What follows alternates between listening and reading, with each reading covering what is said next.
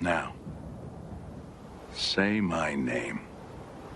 The Rolling Bad Podcast. You're goddamn right.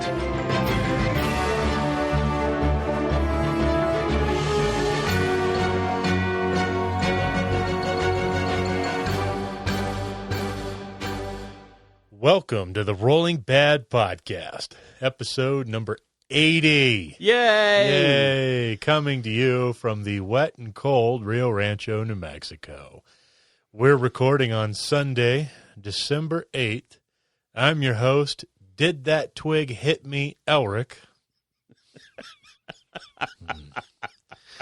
And with me is... Bill Costello. Oh, boy. It's just us two today. Just the two of us. Building castles in the sky. That's right. Thank God we tried to stop that harmony shit. No, stuff. Oh, right almost away. Come on, Bill. Get it together. I know. Need to pull it back in. Come on. Professional phase.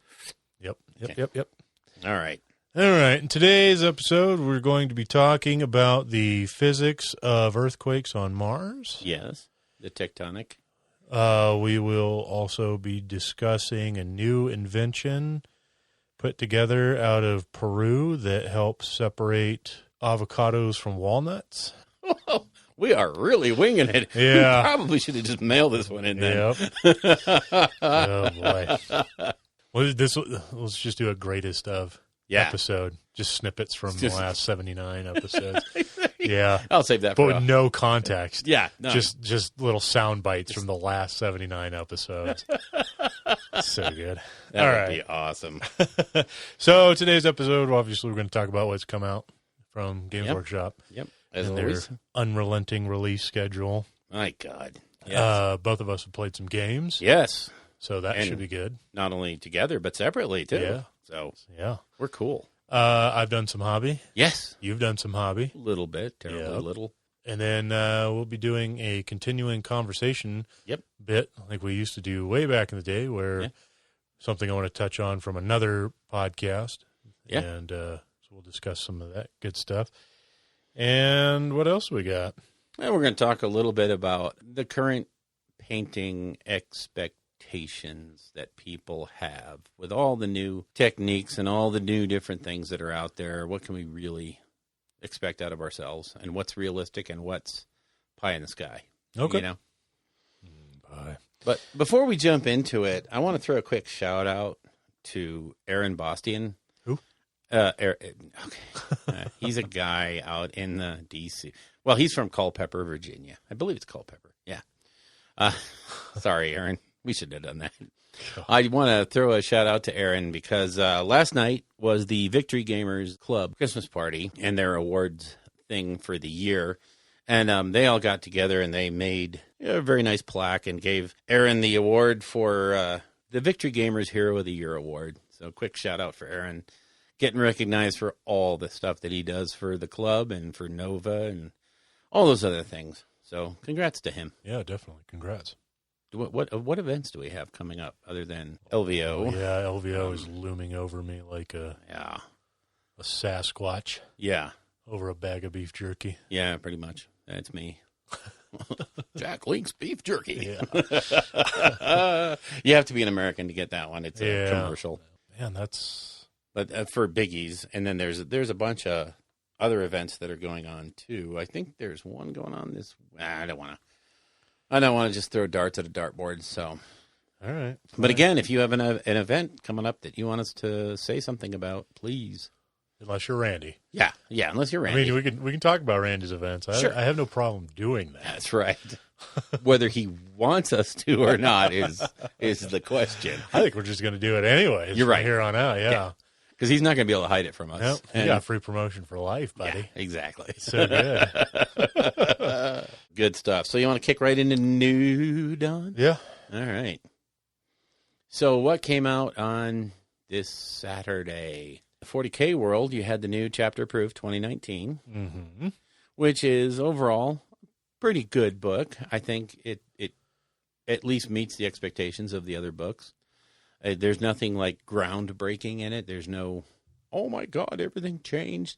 Now, I haven't actually gone through the points because they separated the points out of the book and made it a separate pamphlet. I haven't gone through those, so I don't see if there's any. There might be some earth-shattering points changes in there that I haven't figured out yet. Yeah. So, but they split it up, as usual. They have open play, narrative play, and match play. In the open play world, they have some stuff there for generating, just like in the General's Handbook, for using cards to generate an army. Mm-hmm. And it's a really neat system, and it's a little bit more refined in here. So that looks really cool. In the narrative section, they bring back Spearhead and some other interesting ways of linking all your games of 40K. So whether you're playing Apocalypse or Kill Team or main 40K, you can link all the, how to link all those games together, how to make a campaign that includes all the different ways to play or formats of play. And then in matched play, you get your typical, there's new stratagems. They bring in all the Slaanesh stuff with new data slates in there. So it's a good book. It's definitely a value, I would say. Just like all the other chapter proves, there's something for everybody in there. No one's going to walk away from it going, well, there's nothing there for me. Right. As far as I'm concerned, the 600-pound gorilla would be a Blood of Baal book for the Psychic Awakening. They made Blood Angels cool again. Yeah. They put Blood Angels right back into the mix. So I would hesitate to sit there and try to tell you what's changed other than Blood Angels now work like all the other Space Marine chapters. It's basically a supplement for them. They get the supplement treatment. They get all the doctrines. They get their version of the doctrines, and they get to play with all the toys. Most of the Space Marine list is open to them, although I still noted with disgust that they still can't take a Thunderfire cannon. Oh, really? Yep. It's off the list. No Thunderfire for you, Dante. It happens. But, I guess he gets Sanguinary Guard, Death Company, and, a few other things. Yeah. So he can probably do without a cannon. So. Some cool stuff for Tyranids in there, too. Yes. In the Tyranid section, which is much, much smaller, there's still quite a bit of meat in there because they give you, just like in the Space Marine book, they give you all the little pieces parts to make your own hive fleet. So you can pick the different command traits and what have you to actually make your own command fleet and make it play the way you want it to play, along with a whole bunch of stratagems and relics and artifacts. Relics and artifacts. Wouldn't that be the same sort of thing? Yeah. And one of them would be in a different game system? Probably. Yeah. So you get different relics. You actually get relics now. So the replacement toxin sacks are pretty cool. And yeah, there's some stuff in there. I would definitely say if you want to learn about the Blood Angels, definitely listen to the Forge the Narrative podcast because Paul and Chris will probably wax a little poetic about big what's Blood Angels happening. fans, you guys. Just a little bit, yeah. And of course, Mephiston, Lord of Death, came out. Yeah, where's yours? So- I'm surprised he hasn't built and painted by now. You didn't even there build he it, is. did you? No, I have not built him yet. What are you doing, Bill? Now, are you going to do him with the plasma pistol or the stinky finger? Oh, I really wanted to pick up a second one so I could have both. Oh, my God. Of course you would. But honestly, I love the plasma pistol. Really? I really do. I mean, I love the pose for both. It's just, oh, man, I don't know. You know what it reminds me of is Tom Hanks in Saving Private Ryan when he's trying to shoot the tiger coming across the bridge. Yeah. That's the look of like, F you. Boom. Yeah. Just taking pot shots of. It's pretty cool. I know a lot of people have been talking about how much they love his hand on his fangs. Yeah. Pose. Wiping his mouth there. Yeah, but the plasma pistol is just as cool, I think. So, and he is a beast. His stat line is. He is a beast. What is he like? Strength 12 off the. I think he's a 6, and then He's a 6 base, but when the he's using sword he's is times 2 with no minus to hit. Right. So he's just slapping everything on a 2 up. Yeah, he's either 5 or 6. He's either a 10 or a 12. Yeah, I can't remember. He's a beast. I think he's a 6. Yeah, I think it might be right. Fiston has always been disgusting in combat. Mm-hmm. So, but hey, he is a vampire, And so he's no slouch with the old psychic powers. Yeah, too. exactly. And I know people were saying, like, well, his War Scroll looks really boring and blah, blah, blah. And it's like, well, in 40K, everybody's War Scroll is a little boring. It's all about the traits or what are they called? The Stratagems and other stuff like that is what makes 40K. It gives it that extra layer of depth. Yeah, and it does. And the ability for him to take from the disciplines and the things that he knows, he's going to be the centerpiece of a lot of armies. Oh, yeah. And the problem is that he's a combat beast, but you really don't want to be getting him exposed to, intense combat because he could still fail some rolls here and there. So yeah. I'm really surprised with how much the storyline has focused on Dante. Yeah. And yet Dante has no new model. Right. That's really interesting to me. Well, that to me is either really, really good or really, really bad. Right. Because with Mephiston crossing the Rubicon Primaris, where does that leave Dante? Well, Mephiston can't take over the chapter. No. Yeah. He's a librarian. Doesn't make sense. Well, if he got voted in, he probably could. But yeah, but there's still a lot of other captains out there that could probably take over. But yeah, I just think it's interesting because Marneus Calgar got a lot of time in the sun in the story, and then he got that new gorgeous kit, which is like his fourth iteration. Which is it's fine. He's awesome. And then obviously Bobby G comes back, and then who else has crossed the Rubicon? Shrike had a lot of storyline in the older edition, the previous edition or whatever, when him and the tower throwing down. Yeah. Who else? That's not a new character, like what the Imperial Fists and Salamanders got. Well, what's his name for the Salamanders? He went over, didn't he? No, that's not Volcanistan. That's a whole new guy. No, that's Agatone. He's on his own, but. I'm sorry, I was thinking of the White Scars. Khosrow Khan. Khosrow Khan. He went Primaris. And he hasn't really been mentioned too much in the storyline. I don't understand what it is, but White Scars lore is so... You know why? Why? Because they did send their whole first company into the warp to find Khan. That's true. Maybe he's coming back. Yeah, maybe next year we'll get a whole chunk of White Scar stuff as they bring their Primarch back. That's true. Ooh. See, and that could be why they haven't done Dante, is because Sanguinius is... Oh, no. Forgot. Sorry, my bad. Oh. Yeah, well. But I don't know, it leaves him in a weird position because Dante is 1,500 years old. Yeah. And, even in the Devastation of Baal, he was talking about how, he felt his age catching up to him. He felt old. And he's Danny Glover's character in Lethal Weapon. Yeah.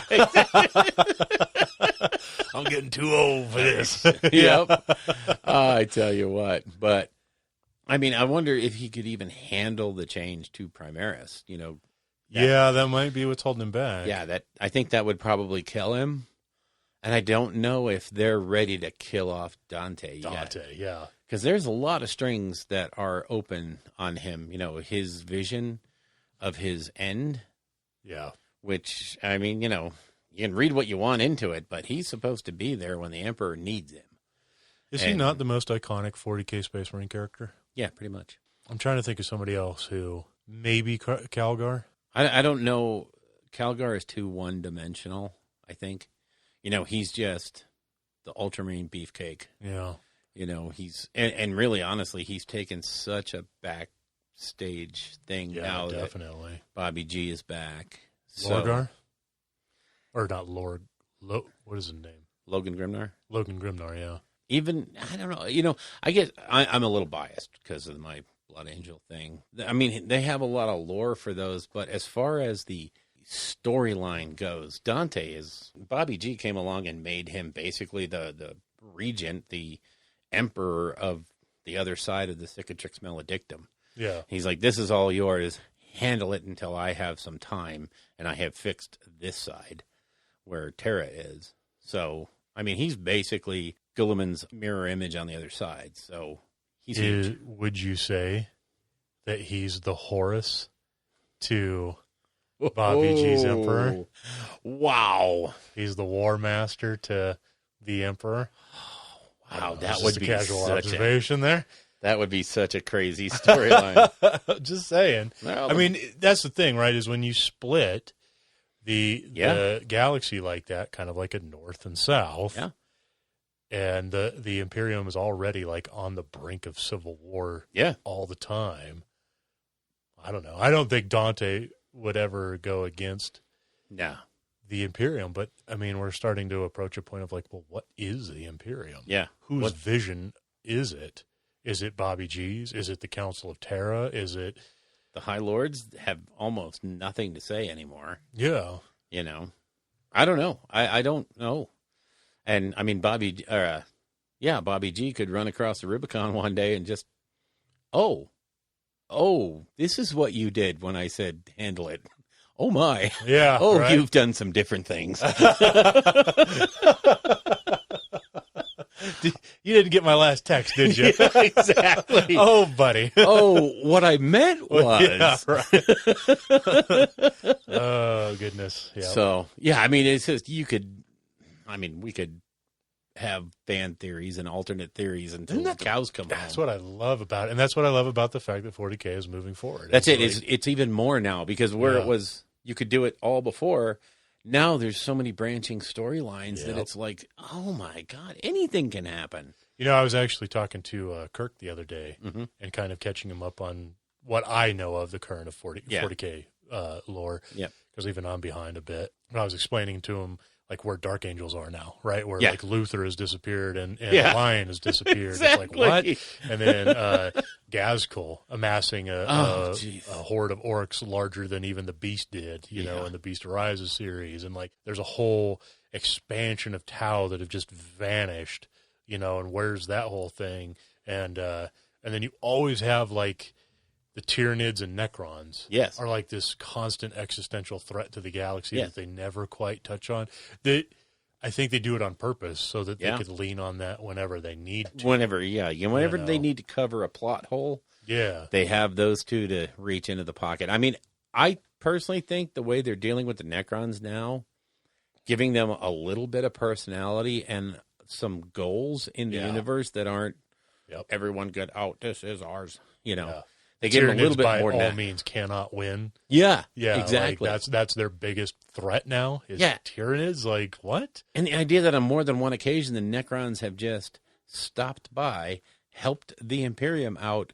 Oh, a great deal. Yeah, and then said, "We're out. See ya. Bye." You know, pieces. Keep that flesh rolling. Yeah, we might need that. We later. might need that. Yeah, exactly. So yeah, I mean, it's like. There's thousands of strings out there they could pull, and any one of them is going to be just as cool as any other. Sure. So, awesome. All right, well, keeping the 40K train rolling. Woo! Kill Team. The new Kill Team. Annual. Yeah, and it's... that is a big book. That is a super huge book. So lay it out for me. What is... If I wanted to get into Kill Team right now, which we've both been talking about doing... Oh, yeah. What is this book all I need to purchase to play, or do I still need like the elites, You need the rule books, yeah. Okay. But what this does is it takes everything that's come out in the different White Dwarfs, as well as all the different, you know, we add a few rules when we added this Kill Team because it makes it work better. It's all compiled into here, plus they have anything you need to build a Kill Team. This is your go-to book. You need the rules, and you need the core books and what have you. But everything to build your kill teams and to make them cool are in that book. So it is going to help a great deal in terms of, like I said, just compiling everything into one source book. You don't have to go to White Dwarf number 292 and White Dwarf number 277. So it's very, very good in that respect. And you know, it again, it gives you a couple of different ways to play. There's some open play stuff in there. There's some narrative in there. But the meat of the book is pulling all the rules, pulling all of the clarifications and the changes and the points and everything and putting it into one place. Very cool for that. Oh, cool. So I know absolutely. And Sisters of Battle. Yeah, I was going to say, I know nothing of Kill Team, but if you were one of the people that were able to get your mitts on the Sisters of Battle box, that's the whole Kill Team, right? You have a way to play now. Yeah, there's rules for all that stuff in here. Yep. There's rules for the Blackstone Fortress crew in here, so you could play them in Kill Team. Oh, man. And, you know, again, all that has come out in White Dwarves, but now it's compiled into one place. Well, no, I'm sorry, the Sisters had not. I don't think the Sisters came out, I'm not sure. but it's there in that book for sure. So Oh, cool. Okay, cool. I might have to pick this up in the next few weeks. I'll have an extra one here tomorrow. Oh. Well, there you go. Okay, so cool, so cool. Yeah, very cool. Well, last but not least, Okay. on the new, I have to say it. I'm going to say it. Uh-oh. I got my Darkness in the Blood. Oh, yes. The collector's edition of the Darkness in the Blood novel by Guy Haley. It's the continuation of the Devastation of Baal, but that presentation case and book. It comes with the book, of course, hardbound, signed by Guy Haley. Yeah. It was limited, I think, to 1,500. So How much was it? I want to say 140. So, but inside there you get the book, and then you get one of those notebooks. Basically, Yeah, that is like probably all the the coolest notebooks. thing. I mean, the but book it's itself is sweet. Dante, yeah, Yeah. yeah. The whole thing is awesome. yeah, and then you get 3 markers, and an hourglass or a timer, a 3-minute timer for some reason. I don't know what the key there is. Yeah. I must be missing something. But you get a really cool brass bookmark and some Blood Angels dice, which, incidentally, if you part that thing out, all those things that are in that box set are up on eBay for these incredible prices.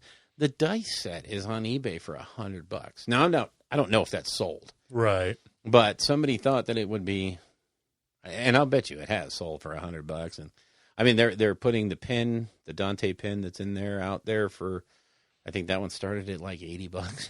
I mean, this is a pin.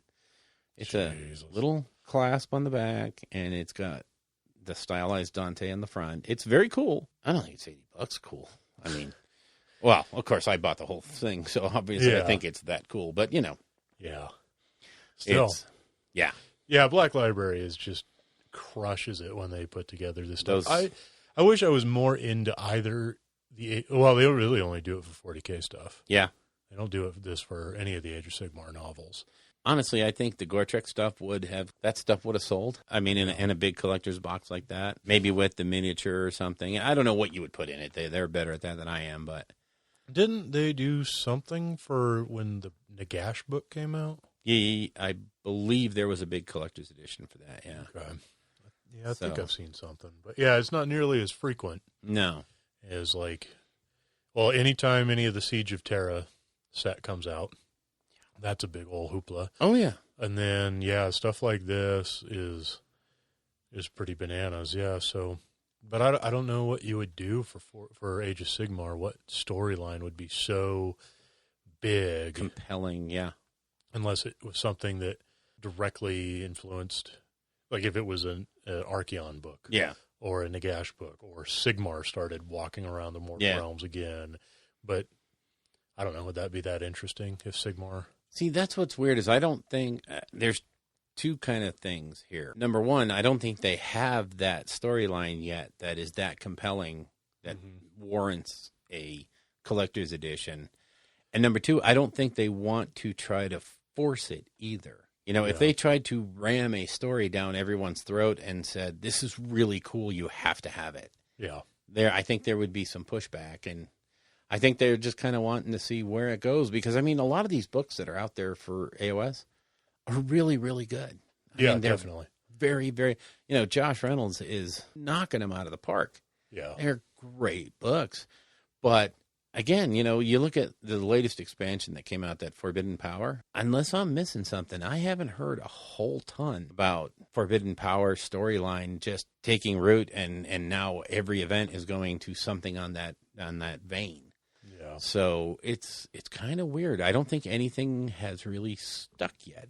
And I mean, at some point they will hit on a storyline that sticks, Yeah. and it becomes, the Horus Heresy or something that just grabs the attention of a whole bunch of AOS players.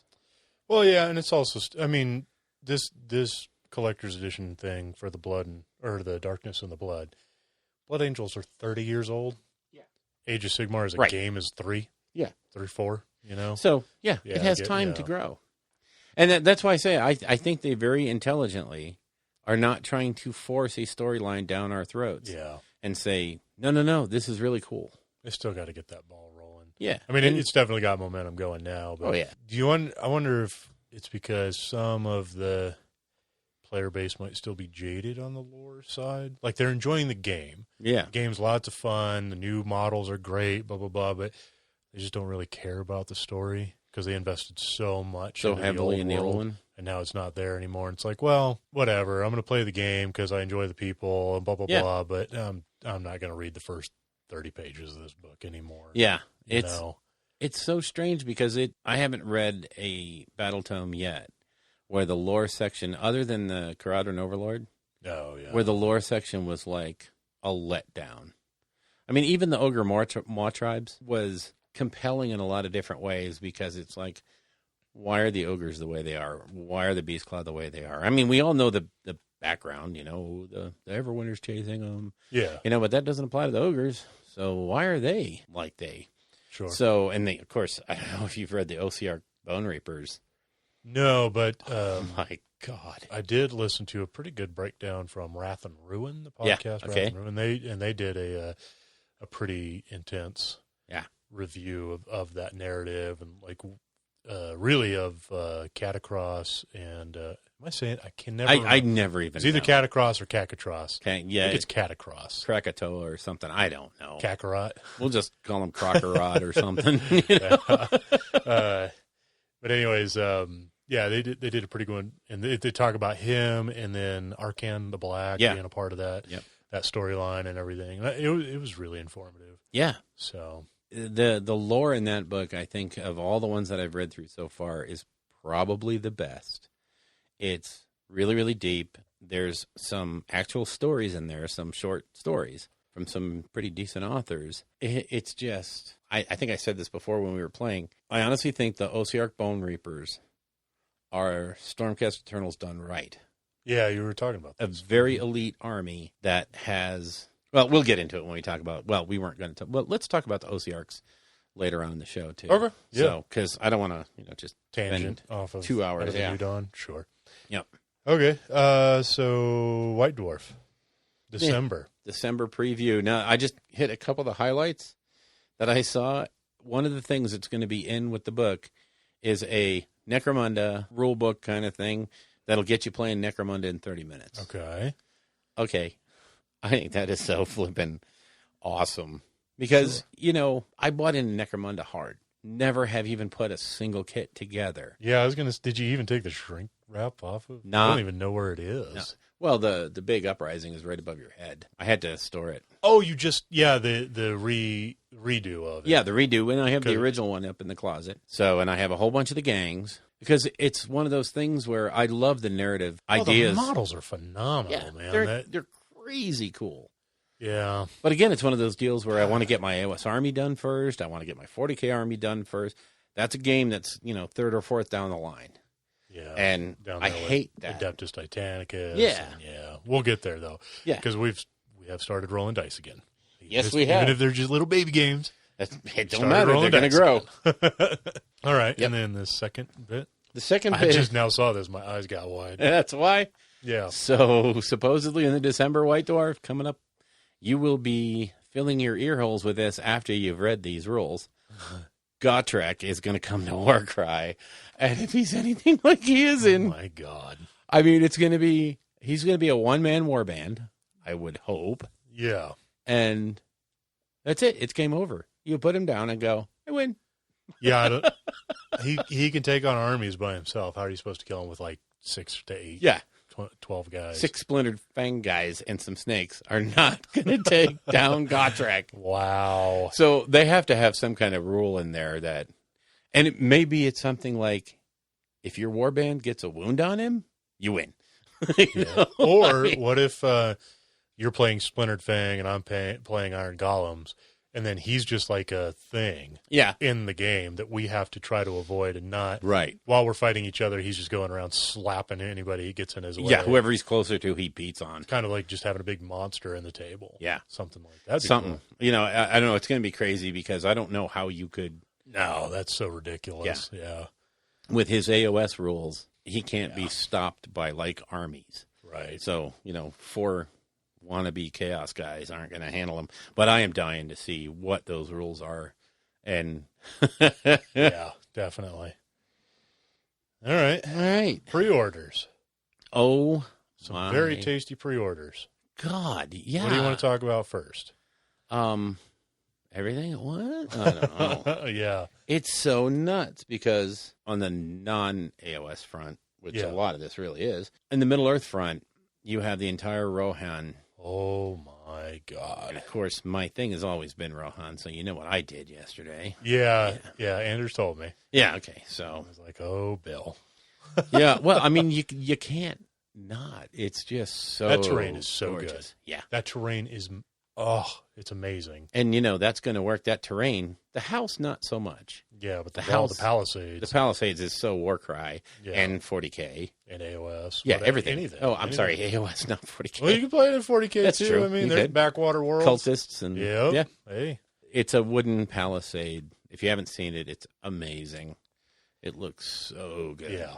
So And then a redo of the characters or a reissue of some of them. well, these are reissues. The Saruman standing and mounted and standing, and Grima Wormtongue mounted and standing. So that's a kit, and that looks all new to me. Just gorgeous. So I've noticed since we've been toying with the idea of getting into Lord of the Rings, and I bought up a bunch of stuff, Yep. and so I jumped on Facebook and started following a page specifically for buying and selling Middle Earth things. And one of the kind of the annoying things about the game is that a lot of the character models and stuff like that are kind of collector's editions, Yeah, and they don't make them anymore. So people sell that stuff for a good deal of money. bounty. Yeah, and I was like, man, if you're just now getting into Lord of the Rings, I guess if I could give you any advice, it would be figure out what armies you want to play, a good guy and a bad guy, or if you just want to focus on one or whatever, Yep. buy every freaking character you can get your hands Yes. on, because I don't know if they'll be always available. For instance, one of the things they offered up they have the new Yorl the Young Yeah. coming back out. And I mean, they have said they're going to revisit all the parts of the line. Okay. So they are coming back, but in the dribs and drabs. And again, I don't know if Yorl sells out. Are they going to have another production run coming up shortly? Well, let me or is it know going to stay? when the Dol Amroth stuff rolls around again, because my God, that stuff is so good. I am so. Yeah. I mean, I personally want to do Rohan and Minas Tirith, but I have to do a Evil too. Yeah. So, and then this week they came out with Dunlendings. So Nice. that fits so well with the Rohan stuff. Yep. Go figure. It's absolutely nuts. All right. So enough of the. Let's Lord of the skip Rings that guys. next one Yeah, nobody cares about slaves to to whoever. Warcry. Oh, Warcry terrain. Warcry terrain. So the terrain that was in the original box is now being released as 2 separate boxes. sure. So that gives you a little bit of flexibility and a cheaper cost if you just want to expand what you have, Or you just or want you want to get terrain. into it. Yeah, it's perfect for AOS. Yeah. And especially now with some other STD on the way. Yep. And now I'm not talking herpes. Heyo. The Ogre Blood Bowl team has come out with all of the attendant pitches and dice and magazines and females. a girly ogre. Yeah. And I have to buy that team now because I will have a girly ogre. Feast your eyes on that, boys. You may not like this, but this is the peak of female ogre performance. She's an athlete. Yeah. Man. She's an athlete. So cut her some slack, will ya? Yeah. Hey, big girls need love too. That's right. That's right. Ain't nothing wrong with that. So also out there for Warcry is the Tome of Champions, which offers a host of new things, not just heroes and champions and what have you, but there's new quest lines and there's like these high value short quests that you can go on with your warband. So a lot of different new ways to get into that. Looks totally cool. And I'm definitely pre-ordering that. So Okay. the Blackstone Fortress annual is out. Wow. Which, again, now they've done the Kill Team annual. Now they're doing a Blackstone Fortress. These are all indicators that these things are not only selling, Sure. but it's worth it to them to take the chance on producing these volumes and see, how well they sell. Now, even if the Blackstone Fortress Annual is just simply a compilation of all the extra, stuff and expansions and what have you that's come out, it's still going to be a good deal. So Yeah. I can't wait to get my hands on it. It's yet another game we got to play. Yeah. And but we need to get like Josh and Anders together to play that. Yeah.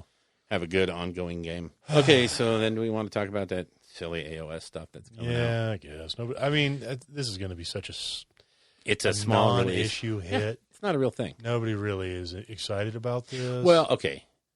The few people that play it are going to be like, "Yay, I got a book." Woo-hoo. yeah, you know what? And I'm happy for him. Yeah, that's great. I'm happy That's for great. him. Yeah. You get your book before KO. Ooh, who hasn't? All right. I mean, celebrate this time in the sun because you know that this should have been another Stormcast release. Yes, this should have. This is the slot. But because of you, we're literally going to go all of 2019 without Stormcast. So January better be. It's a dark year. Stormcast and Or we're nothing all going to but. forget about it. That's right.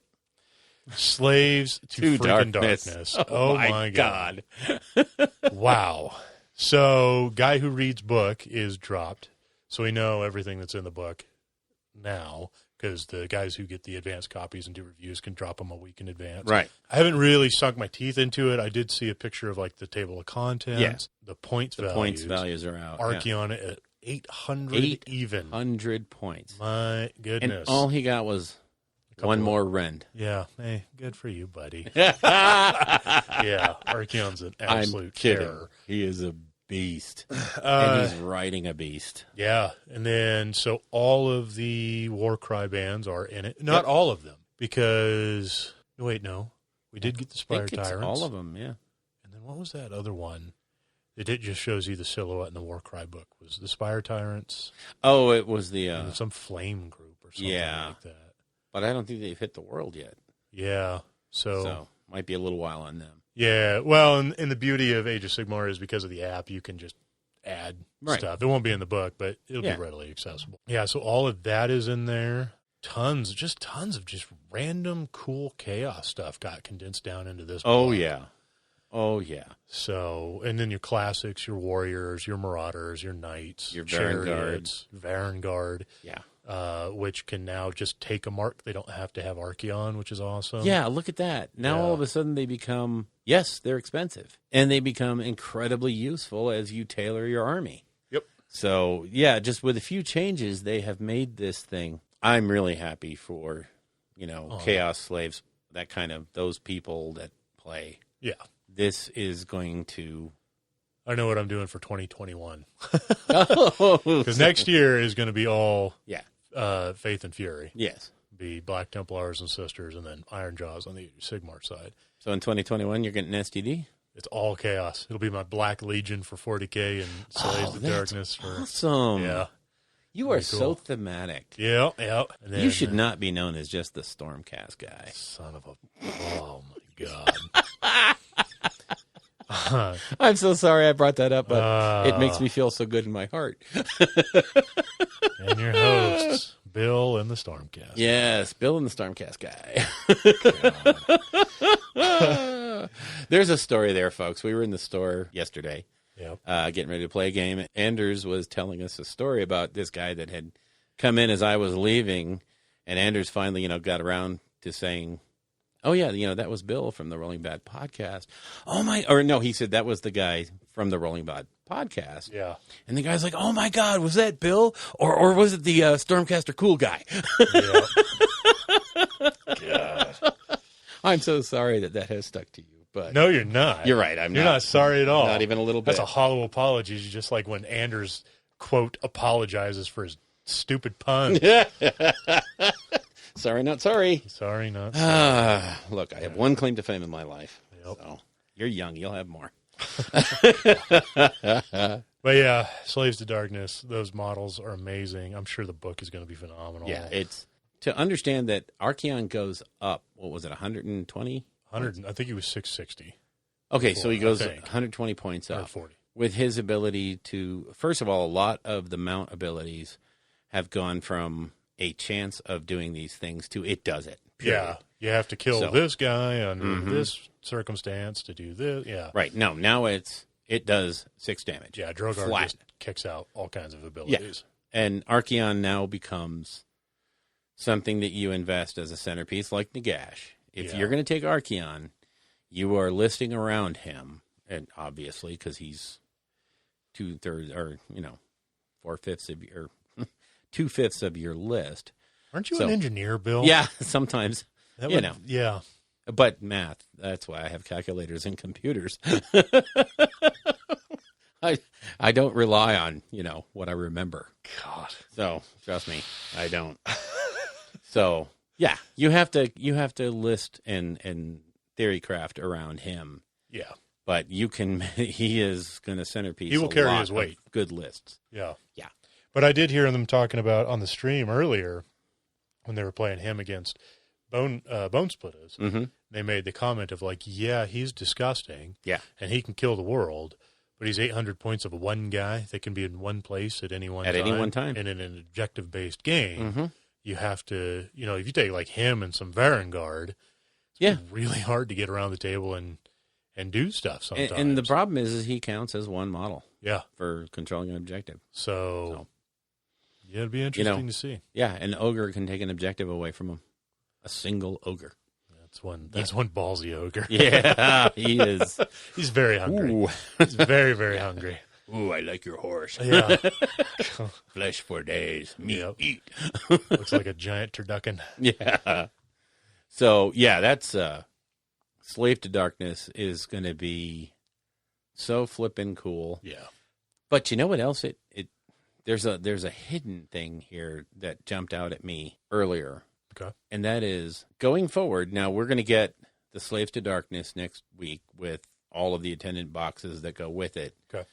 For pre-order. At the exact same time, they are rolling through all of the Sisters of Battle stuff on the 40K side. Either their production capability has reached its, or starting to approach a very manageable number for them, or they've had this stuff in stock for a long time and they're just waiting. That might be the case. They may have this warehoused and just letting it out now, but I'm thinking that they're back up to full song in production. The thing is, the Sisters have been in production for the last 2.5 years. Yeah. I wouldn't even say that. I'd say the last 2 years, which is still a phenomenal turnaround. Mm-hmm. Because they got that feedback and everybody was screaming sisters, sisters, sisters. Yeah. So then from that point to sitting in the boardroom saying, okay, are we going to do this? How are we going to do this? Blah, blah, blah. While the Slaves to Darkness stuff is really cool, when you look at what is in that book, it's all pre-existing stuff. They didn't have to make new model lines. Even the new Slaves to Darkness warbands are the Warcry warbands amped up, with extras here and there. And honestly, I looked at the Splintered Fang one, and to me it looks like just 2 boxes. They're of all Splintered just Fang. 2 boxes. Yeah. Yeah. So we're not talking about anything that's, we had to go back into production for this, Right. 18 months ago. This is stuff that they had stamped out. All those Warcry port over boxes are 2 of the Warcry boxes in one for less than half the cost, or less than the cost of 2. That's right. you Remember, bought 'em folks, separate. if you want to get new warbands, buy these boxes Yeah, and split exactly. it with a friend because you'll have 2 warbands out of it. Yep. So I think, again, this is also going to be a kick for Warcry. Definitely. So All the other stuff in there, I mean, unless they redo like the Chariot or something, and the Marauders and Marauder Horsemen, which I don't know if they will. It'd be awesome if they did. sure. But I don't know if they'll get around to that or not. The rest of it is, existing characters Yep. and stuff like that. So, and with this book, it's kind of interesting how this is the last book of 2019. Better be. God. And, yeah, right. And then this is also, I believe, nothing is coming to mind.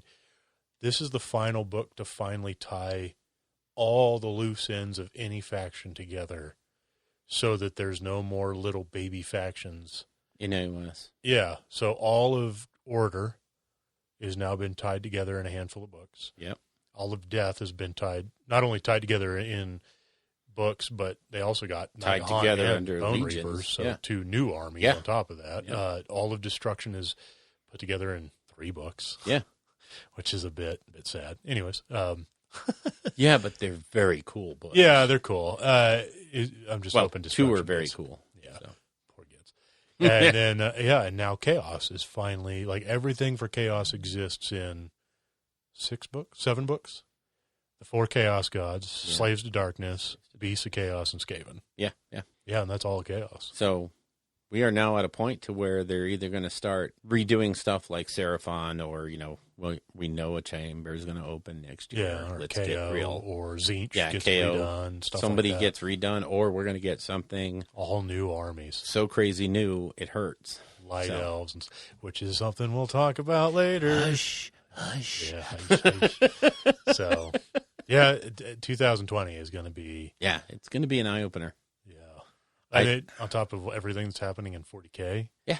On top of the way they're supporting all their offshoot games like Blackstone Fortress, like Aeronautica Imperialis, Adeptus Titanicus, Warcry, Kill Team, Blood Bowl. Good God, what else? Shadespire. Which, again, and I wanted to mention this to you, we've got to throw down that again.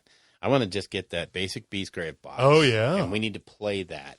I think you will like the new changes to the game and the new flow. I think it might tickle your fancy more than like I it didn't dislike before. it once I finally sunk my teeth into it. Yeah, but I would have to say, like, given the choice between Age of Sigmar, Underworlds, and Warcry, I'm going to go AOS. Yeah, every time. Yeah, if I have to budget my time, right? But if I had more time, I'd play all 3 of them. Oh yeah, you and me both. Yeah, and I'm sure there's a game or two, something that we else haven't mentioned, we're not adding to it. Looking around, looking around the room here. Necromunda. Yeah, good God. How could we forget that? Yeah. Hey, Games Workshop, if you're listening, you did do Warhammer Quest for Age of Sigmar. They did. Yeah. Oh yeah, that was the test game for Blackstone Fortress, wasn't it? It kind of feels like it, huh? Doesn't it?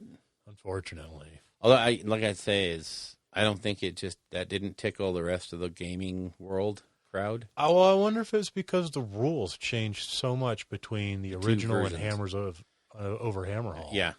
I think there's like 2 different board games. Yeah, they really are. Whereas... And there wasn't a feeling between them. Yeah. Yeah. Whereas Blackstone Fortress has been its own game, its own running game, all new models all the time. Whereas Warhammer Quest was like using existing models. Yeah, with some new... But the big thing was the new sculpt that was in there. So, and Blackstone Fortress is...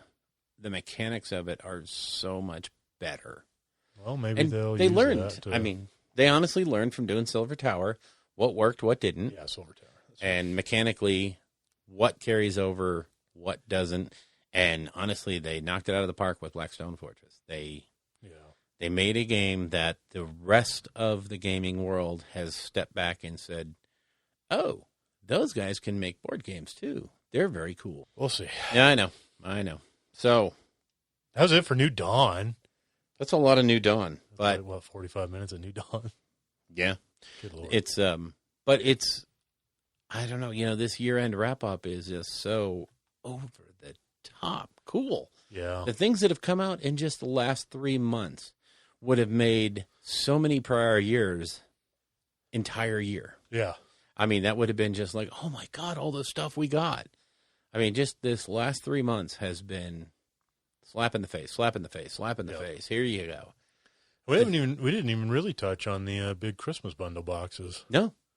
I think it's because this is the first year that none of them really interested me. Yeah, it's an odd year for those boxes because there's just too much new stuff coming out. That I almost feel like they're all for armies that you kind of probably already have. Yeah. Enough stuff for. Yeah. Yeah, the only one that really jumped out to me was the Chaos Space Marines, and even then I was like, yeah, that project's so far down the road. And the thing is though, for the people that want those boxes, they're still amazing values. Yeah. I mean, it's just like you said, we don't need any of that stuff. Not to say that they're not amazing values. Sure. Those boxes you're saving $100 at least in every box. Yeah. At least. Some of them are up in I think one of them was $210 off. Yeah. So that's tasty. Crazy. Pretty tasty. Yeah, the Stormcast one comes with 6 of those freaking evocators on. Yeah. I forget on what the horsey things. Yeah. Yeah, the Puma Cat. Mm-hmm. Yeah.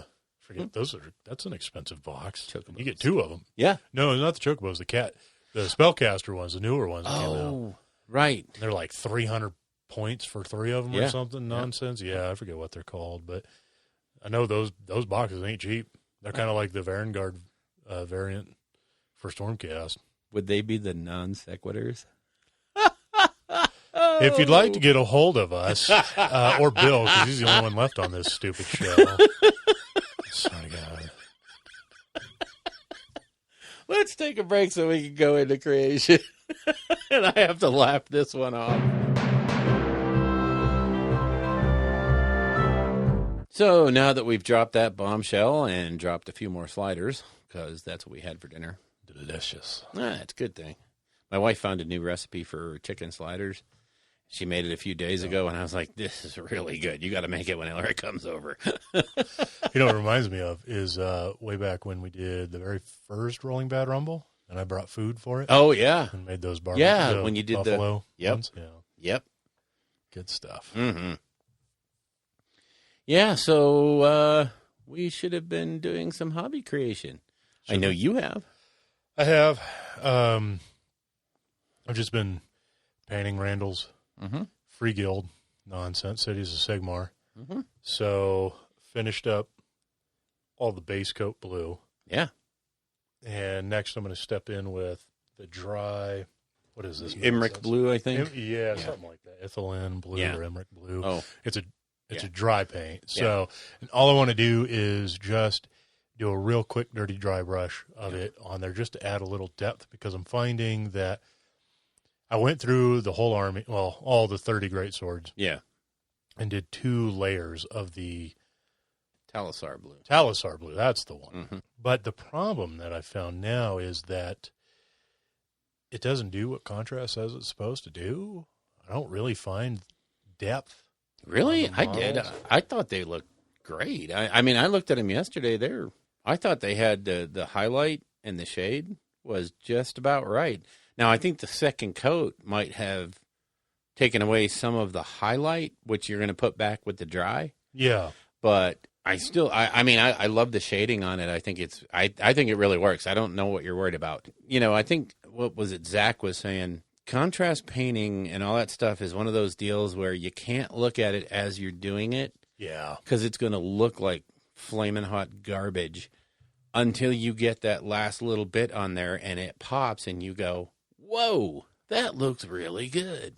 Yeah, and that's kind of what I'm wondering. So I think I kind of set myself up for failure on the army to begin with, in that I put the way I broke it up in my mind was like, oh, well, I'll do all the great swords, all 30 great swords. Yeah. Then I'm going to move on to the 12 Demigryph Knights. Yeah. Then I'll move on to like this 6-foot characters, like 4 or 5 wizards and an assassin. Mm-hmm. And then I'm going to save that Griffin for last, because I actually legit want to paint that model. It looks gorgeous. It's one of my favorite, if not my favorite model from the old world. Yeah. It's just gorgeous, and it's Karl Franz. So having all 30 of the great swords in front of me, I found that what I was doing is I'd go through and I'd do the pants, or I'd do all the cloth blue, blue, just blue like crazy, and I wasn't getting any progress. Yep. I guess I wasn't seeing progress, and instead I was focusing on what wasn't working. Yep. So I was psyching myself out more, and I think that's what, I went back through with the second coat. Like, well, it's got to be rich, it's got to be blue, it's got to pop. And then I sit there and look at 30 guys that I spent all this time painting, and it looks like nothing's been done. Yeah. And it's kind of discouraging to look at it that way. So I think what I'm going to do now, I'm going to go through and do all 30 again with a quick dry brush, because that should not take very long, like an hour or whatever to bust that out. Then I'm going to take 20 of them, and then I'm going to set them off to the side. Or 25 of them or whatever. I'm not even going to look at them. I'd say do a group of 5 so that you can get your technique down. And I'm going to put 5 of them in front of me, and I'm going to finish all 5. Yep. Everything that needs to be done on them except for like the basing. Yep. And then when I'm done with those, to get them to a point where I'm happy, it doesn't take too long to paint them, but they look as good as I can make a model look right now. Yeah. And if Randall's happy with it, then I'll move on to the next 5 and the next 5, and then hopefully by the end of that, I've gotten the hobby ball rolling enough, feeling good about it, that I can jump into the demi-gryphs and do those probably like groups of 3. Right. And bang those out and have a technique down and have an idea of where my color palette for the Army is supposed to go on It's the gonna models. go, yeah. Yeah, so that's where I'm at right now, and I got to do some repairs on some Armies. I had my Dwarden out earlier, and I have a whole bag of busted stuff in there that needs to be repaired. I got a bunch of Skaven stuff at home that did not travel well across the pond. Oh, boy. I got one army was like 4 Vermin Lords and a bunch of clan rats. Yeah, I think it's just clan rats now and stuff. And all 4 of the Vermin Lords got broken. Oh. Yeah, it just. But they are delicate models anyway. They got all that Yeah, they are. stuff hanging off. And apparently Royal Mail sees the word fragile as football. Fragile. Yeah, fragile is French for kick the crap Throw out it. of me. Yeah. So every box that comes across is just mashed, Wow. which sucks. So, yeah, that's what I've been up to. I'll touch on some more stuff here in a minute, but I would say when you're going to do the dry brush, run out to the nail supply store, the one out there by Walmart, yeah. and get yourself some of those really soft nail brush, beauty brushes. Yeah. Or hell, any, CVS, Walgreens will have them. They're super cheap, super soft, and that'll give you the dry brush that you want on that. Because even like the GW one, huh? well, even like the GW small brush, it has very coarse hairs. And Yeah, they're like camel hair or something. yeah, it's camel hair. And, any kind of really soft bristle brush, or hell, run down to Hobby Lobby and pick up some of those Artist Loft brushes that are really soft and yet come in small so that you can really get that light dry brush on there and not have it leave that chalky look. Yeah, that's the problem, right? Is like you don't want the chalky Yeah. effect, especially if you use a dry paint. And what I find and what I see a lot of people doing is they don't take enough paint off the brush because they think they're wasting paint or it won't do what you want it to do. And heck, even I do it sometimes. I don't take enough off when I'm doing the terrain, and I'll get these big splotchy areas. And I mean, it's a dry brush for a reason. There should be almost no color on there whatsoever so that you can build it up in these incredibly minute layers. It's like layering. It has to be done with really thin coats and painstakingly if you want it to look right. Yeah, it's definitely one of those things where less is more. Yeah. Because it's easier to build up than it is to work To backwards. take away. Yeah. Yeah, but I think, like I said, I thought they looked great. I don't think there's an issue with those guys. They're going to look really, really good once you pop the dry brush on them and go, oh, that's what I wanted. That's what I had in my head. Yeah. So I think you'll be fine. Yeah. So what have you been up to in the hobby? Honestly, I did a lot of travel and a lot of long hours at work. I don't think I've built or touched anything. I know you got a bunch of primed Marines behind you. Did you already have those? Yeah, the salamanders were already primed. So okay. I've got to dry brush them. Yeah, no, I don't think I picked up a brush in anger this last 2 weeks. I don't. Wow. I don't think I have. No building, no nothing. No. Huh? Fair enough. Nope. It's been crazy at work, and just between the travel and I was one deep at my work this week, so I was doing my work and all the other stuff that comes along with being one deep. So Wow. yeah, it was kind of. But this next couple of weeks are going to slow down a bit. So, and then with the holiday break coming up, Yeah. I'm going to get a little time off in there somewhere. That's good. Start knocking some stuff out. I've got to get the ogres for the Path to Glory stuff. I want to get at least the tyrant looking tyrant-ish. Yeah. Such a good model. Yeah, he's gorgeous. Well, one thing I do hate on him is his flesh is in these tiny little spots in between armor plates and what have you. So it's going to be a bear. But, that's why we paint him. Also, hobby-related stuff. I've been watching Darren Latham's Oh, my channel God. a lot more.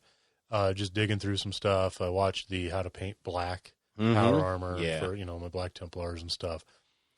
Unreal. And then I watched the How to Paint White because I think that's probably the scheme I want to go with for my Sisters of Battle. Mm-hmm. So, oh, boy. yeah, I want to mess around with the contrast white and see what kind of effect that renders. But I'm also kind of curious to try his approach and see where it gets me. If I'm patient and have enough brush control to do edge highlighting and stuff like that and whatnot. So that's got me pretty geeked. And then I watched, I think we both watched it, that hour long. It's like an hour and 20 minutes of Vince doing a 24-hour paint Ogres. challenge. Yeah. An entire 2,000-point ogre army Yep. in 24 hours. And that is such a fantastic video to watch in that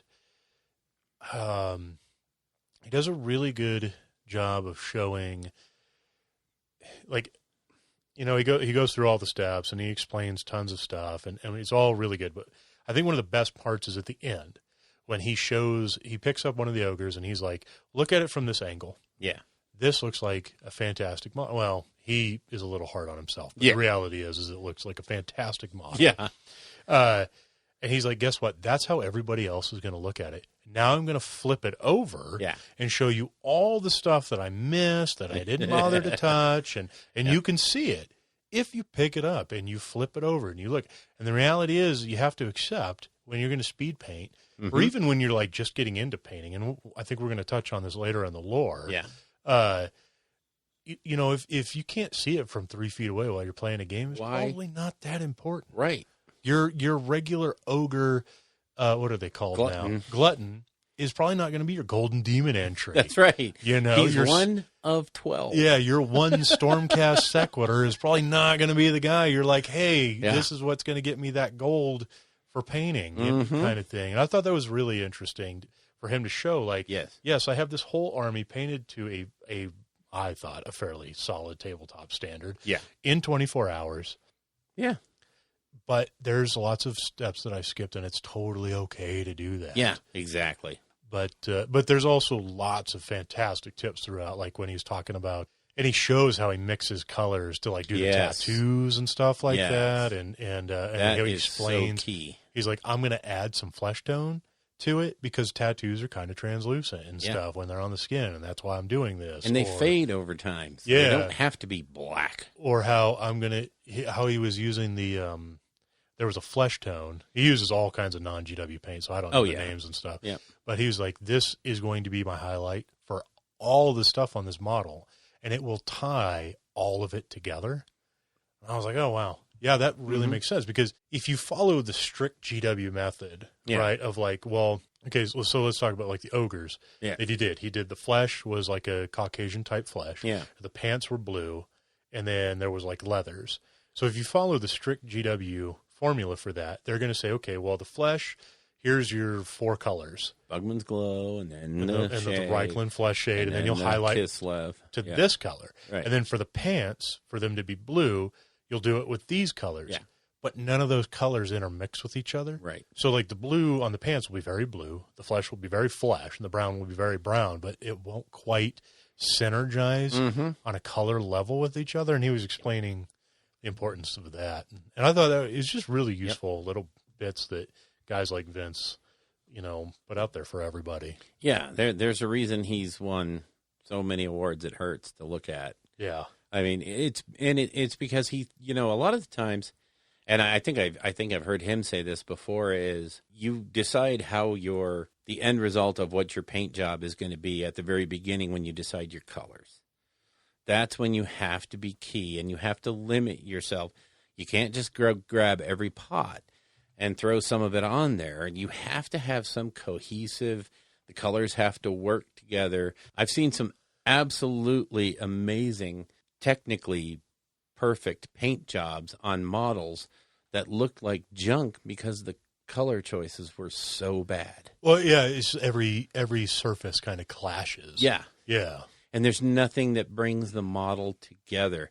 This is where those guys like Vince and you know, Sean McAfee over at Brush for Hire and stuff, and you know, any of these really the top artists, you know, GMM Studio. Yeah, the Tyler Mengels and you know, they have that color theory. They know they pick a palette that they're going to use for a model, and it works together, and they tie it together. They bring it all. Everything looks like it works. Yeah. And that's what gives it that lifelike feeling. Yeah, and Darren touches on that in his videos too. Of like, I'm going to lay out all these colors, Yeah. and this is the progression I'll go through, and why I'm going to do it, because I'm doing it all with warm colors or things like that, or all cool colors, Yeah. and to tie the whole model together. And I'll have that one that changes that for the super accent where I want your eye to hit. Exactly. You know, yeah. and knowing that is so huge. So, yeah, those guys are great. And, yeah, that video, it's Vince Ventrella at Warhammer Weekly.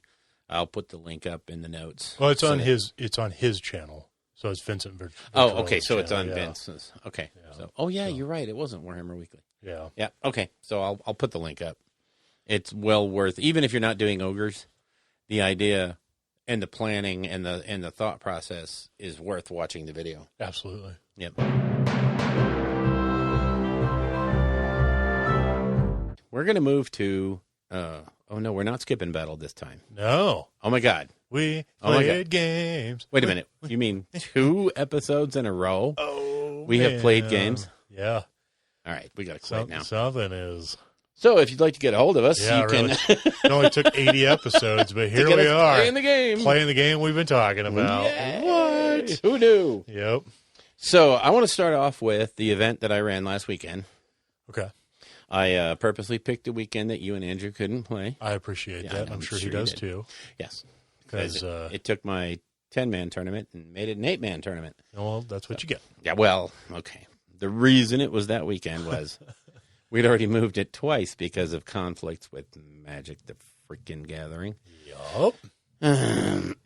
So anyway, I did a small meeting engagement tournament. Well, that was the idea, was to just get some people that didn't have full 2,000-point armies the opportunity to play Yeah.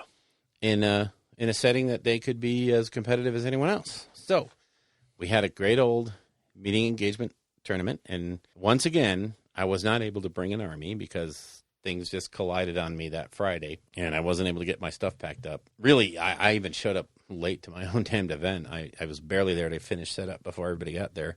Nice. And, some people were there before I was. I So, appreciate the professionalism. yeah, it Yeah. looked really good. We played the meeting engagement format. Like I said, we had 8 players. The reason we had 8 players was luckily James Tapia, the guy that used to host the podcast with us, he actually had brought an extra army with him. And there was a fellow there from the GW store, Matt Springer. He was there just to, watch the goings on and hang out. And we actually co-opted him to be the number 8 guy so that we didn't have to have a buy round. And so James gave him the army and the War Scroll cards. And he hadn't played a lot of AOS. In fact, like none. He was a 40K guy. So basically I asked James, hey, would you mind, since it's your army, would you mind playing him in game 1 so you could teach him, a little bit more about how to play that army? He's like, yeah, sure. Why not? I'll do that. And he proceeded to teach him so well that he got beat. Oh, wow. So a guy playing his first game of AOS actually beat James. And it's really bad. In any other situation, James would have at least gotten points, good points in that game. I'm sure he would have beat somebody. Yeah. And he would have been in the top 3, but so he really took one for the team. Thank you, James. Nice. Right on. Yeah, not only provided the army, but then actually taught the guy how to play it. So That's cool. that was way awesome. So Kind of like the whole intent of that event. yeah, actually it really was. So that was really awesome. Because it was a meeting engagement format, we were able to do 4 rounds. That was really kind of nice because at one point we split for lunch after the first game because we didn't start until 11. That's when the game store opens. And so we split right after the first game to do lunch. And then we just played. I figured we'd play 2 more games, then split for dinner. And anybody that didn't want to come back didn't have to because only the guys that are, seriously in the running would have to come back for it. But Yeah. everybody stayed. Everybody played all 4 games. So it was a Nice. blast. Actually had a pretty good time. We gave out first, second, third, and gave out a best appearance. And I did something weird with the appearance scoring. Uh-oh. Yeah, I took my rubric sheet and I handed it out to each person and I said, score yourself. Really? And, well, here was my plan. Okay. I'm not the world's best painter, and the guy in the group who is a really good painter, James, is, he's after the award too. And so I didn't want to ask him to score it. So I had everybody score themselves, and my painting rubric was split into 2 parts. And you could choose to use either part. The first section was you either give yourself 20 points or 10 points. 20 points if you have a tabletop quality, everything's based, everything's painted, everything's good. 10 points if you didn't meet one of those at least tabletop quality things. And then the second section was everything's broken out. Individual points, are you using conversions? Are you using wet blending? Are you using OSL? Are you using way advanced techniques? Is there a lot of green stuff? Is there a lot of conversion? And you could give yourself points for each category, all the way down to do you have a display board, and all that stuff. Very yes or no. Yeah. Oh, yeah. Objective Nothing stuff. Yep. So it allowed the people that were really wanting to go for the Best Painted Award to go for it. Yeah. And the people who were just like, I have a tabletop army and that's what it is. And they could just get their tournament points and it would not hurt them. There was no penalty. I mean, obviously, if you came with gray plastic, you got a 0. Sure. Sorry. So. What if it was converted gray plastic? Ooh. You'd get some points. Okay. Just saying. But then, and like I told them, all of these sheets are coming back to me and I'm going to make the final decision. And I'm going to base my decision on the overall theme of the army. I looked at all the points and the numbers and it was funny because I was looking at everybody's army and the scores came back pretty much where I figured they would. It was not too far off from my estimates. Nobody gave themselves full points. There wasn't a single person there that said, I hit all the boxes. I'm good. Oh, wow. And I think a few people penalized themselves more than they should have. So it was a really good system, I thought. And I actually made the final call on and Jake got the painting award for his army because it was just gorgeous. It was just beautiful. And it was all themed together. What did he bring? Ogres. James? No, James brought Free Cities and his Sylvaneth. He let Matt use his Sylvaneth, but he brought his Free Cities. Who won? So who won? Who won? Jeremy Lefevre. With ogres? No, he brought his... No, I'm talking about Best Painted. Oh, Best Painted? Yeah. Yeah, it was, I don't know if you know him, Jake. Jake. Oh, I think so. Yeah. Okay. No, Jake won the best painted with his, I believe his was the ogres. Yeah, they were just beautiful. They really themed together well. Okay. And cool. Yeah, and it was really well executed. And everybody else had something that they tried. Like some of them didn't have bases done. Some of this, some of that, Okay. So, yeah, it was all in all, it was really good. Jeremy won the whole event because he was, he came up against Dylan in the last game. It was really bad because of the 4-game format. And we were playing 1 versus 2, 3 versus 4. Yeah. So they ended up actually playing twice. Oh, boy. Well, because they were in the lead the whole day. So, but it was kind of good. They actually split their games. So, or no, I think Jeremy won both. Yeah. But it was pretty close. It was really close. Dylan gave him a run for his money. So, but yeah, it was a good day. Everybody had fun, I think. Nobody hit me or anything. Everybody offered to help me carry stuff out, so I didn't piss anyone off. Yeah, so that's always good. Yeah. So that was the event. That was the meeting engagement tournament. It was fun. Nice. It's a shame that I couldn't make it. But, I know. I really hated the idea that it had to be on a weekend. You guys had your kids, but yeah, after the 3rd time of changing it, yeah, I figured I would get lynched if I changed it again. That's fair. We'll get another one going soon after the holidays. Oh yeah, after LVO, I think. After LVO, yeah, for sure. Definitely need to start getting some ITC stuff going after LVO. Yes, so. yes. Get our points in there. Yep. So then last weekend we sat down and played Aeronautica Imperialis. Remember the game with the airplanes? We did. Yeah. Okay. Yeah. So we played Aeronautica Imperialis. Yep. And we just kind of did a dogfight. Yeah, just a straight out dogfight. Yeah. Everything from the basic starter box against everything from the basic starter box. And Orcs versus Imperials. Yep. And we threw down and learned the game. Yeah. Very good. Very good game. Yeah. I really enjoyed it. It reminds me of Starfleet Battles. Yes. If anybody's played that. It's like a more 3D version, 40K version of that. Yep. With planes instead of starships. I played the Orcs. Yes. It was kind of rough. Yeah, very. The Imperial stuff's pretty strong. Yep. Flying around with las cannons. Turns out it's That's pretty tasty. They're very good, yes. Yeah. So, but yeah, it's a lot of fun. I think I'm going to pick up some stuff because I know Andrews at the GW store wants to run an event or so, do something with the game. Oh, yeah. I can definitely get behind that. It was really good. Yeah, I enjoyed the game. I think that, the scenario that we played, the dogfight, is very anti-orc because there's just a technical. The Imperial fighters are just better. Yeah. I mean, they have more wounds. They don't dish out more damage, but they dish out more damage at the ranges that count. And yeah, it's a little more consistent. Yeah. You're not going to hit as hard, but you're going to chip away more often. Right. And when the orc stuff is only like 2 or 3 hit points, Right. essentially. Your fighters are 2 hit points. Yeah. And the Thunderbolts are 3. Yeah. That doesn't sound like a big deal, but it is. Yeah. So, but we got our feet wet. We got that thing under now. Next time we'll do more of the mission with things that we have to do so that it can't just be everything against everything. Yeah. And we'll add in the cards and all the different things that make that game so superlative. There's cards that represent weapons, and you can have missiles and all this other stuff on your airplane, and you can tailor it to the way you want to play it. Exactly. So you can actually make orcs that reach out instead of getting all close in. You can actually have orcs that stand off at a distance and fire lots of missiles. So yeah, rockets. And then dun dun dun dun. Yeah, the Age of Sigmars that we've actually played. We actually played this game that we talk about, which is crazy. You played 2 games because you played one yesterday that I just sat and watched. I did. I've played 2 games. I know, and I've done 2, but I was slaughtered in the other game, so I'm not even going to talk about it. Oh, fair enough. So we got a little bit of a Path to Glory event going on at our store.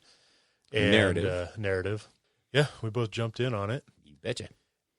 And I am playing Cities of Sigmar.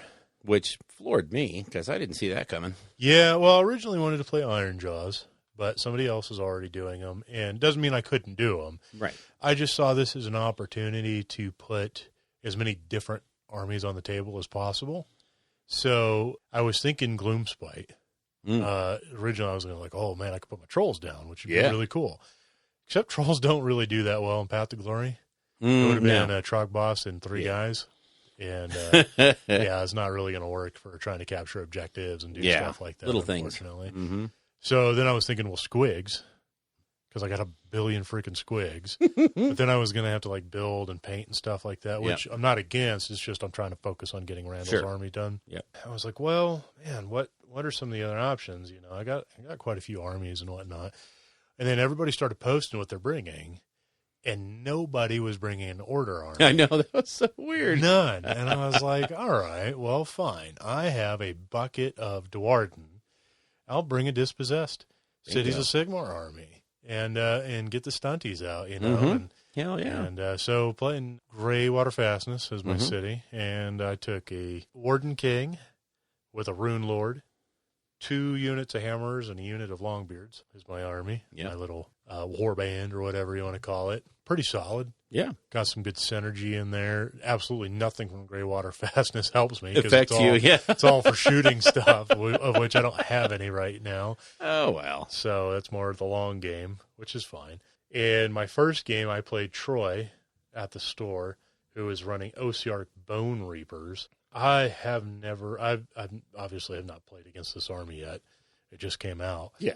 And the only exposure I've had to them is the Face Hammer review, as far as rules go. So they were bent. Yeah, they're disgusting. Over the top, most powerful thing ever. It's like Demons in 7th edition all over again. Well, they're super player dependent too, though. Yeah. You have to really, it's one of those, it's an elite army, so you're not allowed to make a mistake. Yeah, so, being serious about them, they got some rules. They got some crazy abilities. He took the elite, super elite one. Basically, his whole freaking army has +1 armor save. Oh, yeah. It's just so strong. Oh, It's so strong, especially when you don't. I mean, my guys have Rend. Hammers hit hard, especially with the Rune Lord behind him, which is what helped me. But if I was playing, I don't know, a bunch of clan rats maybe, or a bunch of skeletons or zombies or something, or Daughters of Cain, didn't have any Rend, good God, He'd that would just be steamroll over you. yeah, it'd be so hard to get through that stupid thing. So yeah, I don't know how an army without rend or mortal wound capability or something is going to deal with some of that stuff. But anyways, we ended up playing. We did Battle for the Pass. Battle for the Pass on a 4x4, which Yep. was interesting, which helped me because actually it helped him too because they're not terribly quick. No, that's the big thing with OCR. They're very slow, and again, you're not allowed to make a mistake with them at all. Yeah. Because they are slow and they have almost no movement shenanigans on their own. Right. They don't have any other than one caster that can bip around as he casts. And he played some wizard guy, 3 of the big choppy bros. Mm-hmm. God, again, I can't remember the name. The names of those things. And then Immortus Guard or Mortis. The Mortarch Guard is what he had the 10 of. Yeah, but the 3 guys. Yeah. Immortus. I don't remember. Yeah. And then 10 Mortec Guard, which are really strong. You give them Blade Wall or Shield wall, but then wall. there's the ability to give them a rend on their attack. So he had the spears, which probably not the best choice for a 10-man unit in Path to Glory, but I think he's thinking long term. Yeah, he's playing the long game there. Yeah. Yeah. So all of a sudden, reach 2, rend 1. Mm-hmm. Their reroll on their saves. Yeah, the whole thing is armor 3 because the whole army gets +1 to their save. Rough. It was rough. If he didn't position poorly, Yeah. and I didn't get all the synergies off on a unit of hammers, Yep. it would have gone. I think it would have gone definitely different. Yep. But I ended up smashing him up and taking the game. It was a good game. It was very cool to see those models on the table too. Oh, yeah, they're so beautiful. Yeah, and definitely an army that looks. I thought it would look cool before, but seeing him in person, and they look really good. So, and Troy's a really solid painter. So, I definitely want to see what he's able to get done with them. I can't wait to see his take on them.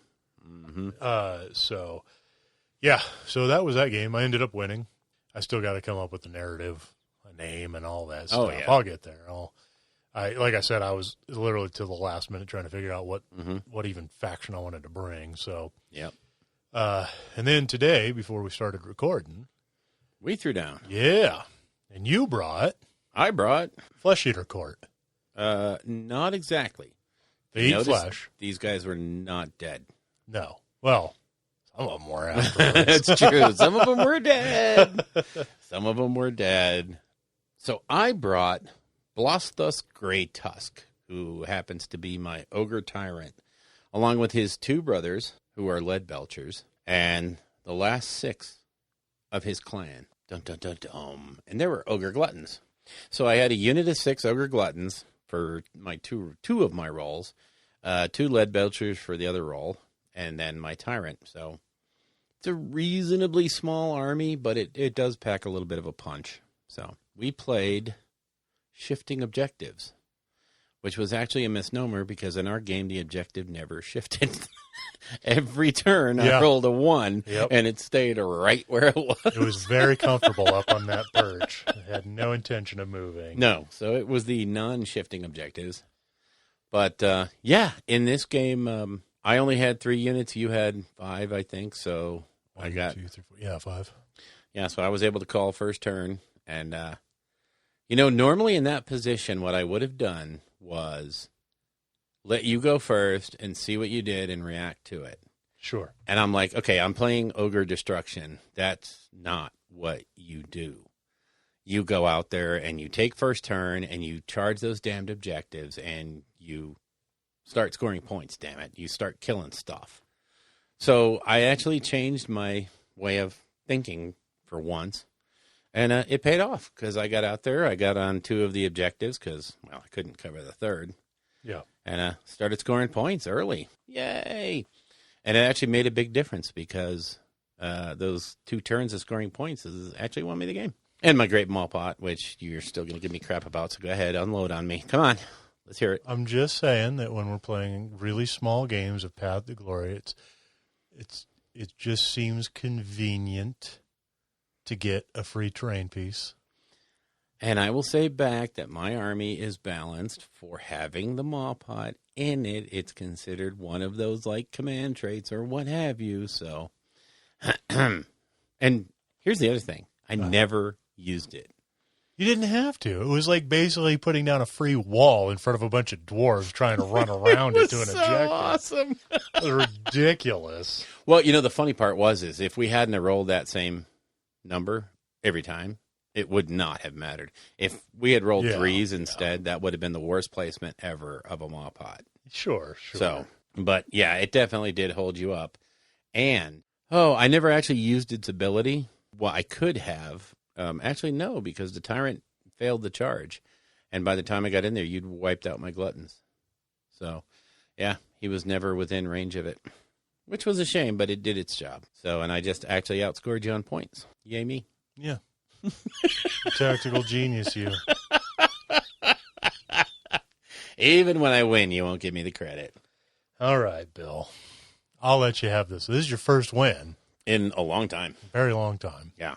Like a year. Since, actually, Bill, if we're looking at Age of Sigmar, correct me if I'm wrong, but this might be the first time you've beat me at Age of Sigmar since you slow played everybody literally to sleep on the stream at the first Las Vegas Open Age of Sigmar event. Okay, no, that's not true. Okay. Because remember we played I played my Seraphon against your Ironjaws, and that was back when I could cast spells multiple times. Oh, yeah, that was such a dumb little, but that was the original skirmish. No, that was a real game. That was a regular game. Was it? Oh, yeah, that was a real. No, that was skirmish. Mm-mm. No, believe me, because I had blocks of 20 skinks, and you don't get that in skirmish. Because I had the Slan, remember? Yeah, I had the Slan, I remember the Slan running around. I had him up on the Bellwind, and I was just basically, killing you with spells. and then it wasn't more than a few weeks after that the rule came out that no more multicasting that spell from him. Yeah. Yeah. So really, the only ways you beat me, now you slow played me. Yes. To the point of exhaustion. That was awesome. On the stream. God. There had to be an intermission in the middle of that movie. It was so long. Then you spammed a spell at me. You basically ignored a rule. That hadn't been made up yet. Well, yeah, sure. Yeah. And then on this one, you brought a terrain piece to Path to Glory. I don't know. I just think it's kind of interesting, Bill. Every little advantage you need. You just can't handle it. I'll tell you. Can't handle the truth. Yeah. One of these days we're going to throw it. To be fair, you do mop me up pretty good in 40K. The couple times we did play that. Yeah. So that was Necrons v. Yeah. Orcs, ogre. I almost said orcs and goblins. Yeah. Necrons and orcs. Yeah. But I had air, so you didn't have air. No. Yeah, it turns out orcs shooting anti-air, especially Necrons. Yeah. It's pretty much impossible. Yeah, it doesn't work well. That's a pretty bad matchup. Yeah, it was. But good times. Good times. So, yeah, we actually do play this game. We actually don't just think about it and talk about it. We're doing that whole Plato-Socrates thing. I like to think about it and, consider it. But sometimes you do have to play it. I think... Therefore, I am an AOS master? Yeah. Okay. That's the way I look at it. Sure. I mean, I know I could throw down with Sousa and Pashby and all these other guys. I just don't choose to, That's so not true. Yeah. I'm sorry, guys. Don't hurt me. Oh, man. So, anyhow, I think, was that all of our battles? Yeah. Other than our continuing personal struggles with alcoholism and... Well, that's me. It's just talking about... Okay, so Thanksgiving night, I got pretty blottoed. I got so destroyed that Elric gave me presents that I didn't remember. You didn't even remember. That's, yeah. God. I was, wow. I'm so glad I could do that for you, Bill. Mm-hmm. Okay, I was wondering why it was off by itself. I just couldn't fathom why it was sitting over there when it used to be stacked up with the other ones, and I was like, okay, whatever. Yeah, so let's move on to the lore segment. Our lore segment's going to be kind of short tonight. We're going to get into a discussion, which I'll let you introduce, and then we're going to talk a little bit about something else. But we're running pretty long here, so why don't you tell us... Well, do you want to take a break before we do that? Sure. Okay, let's take a quick break. All right.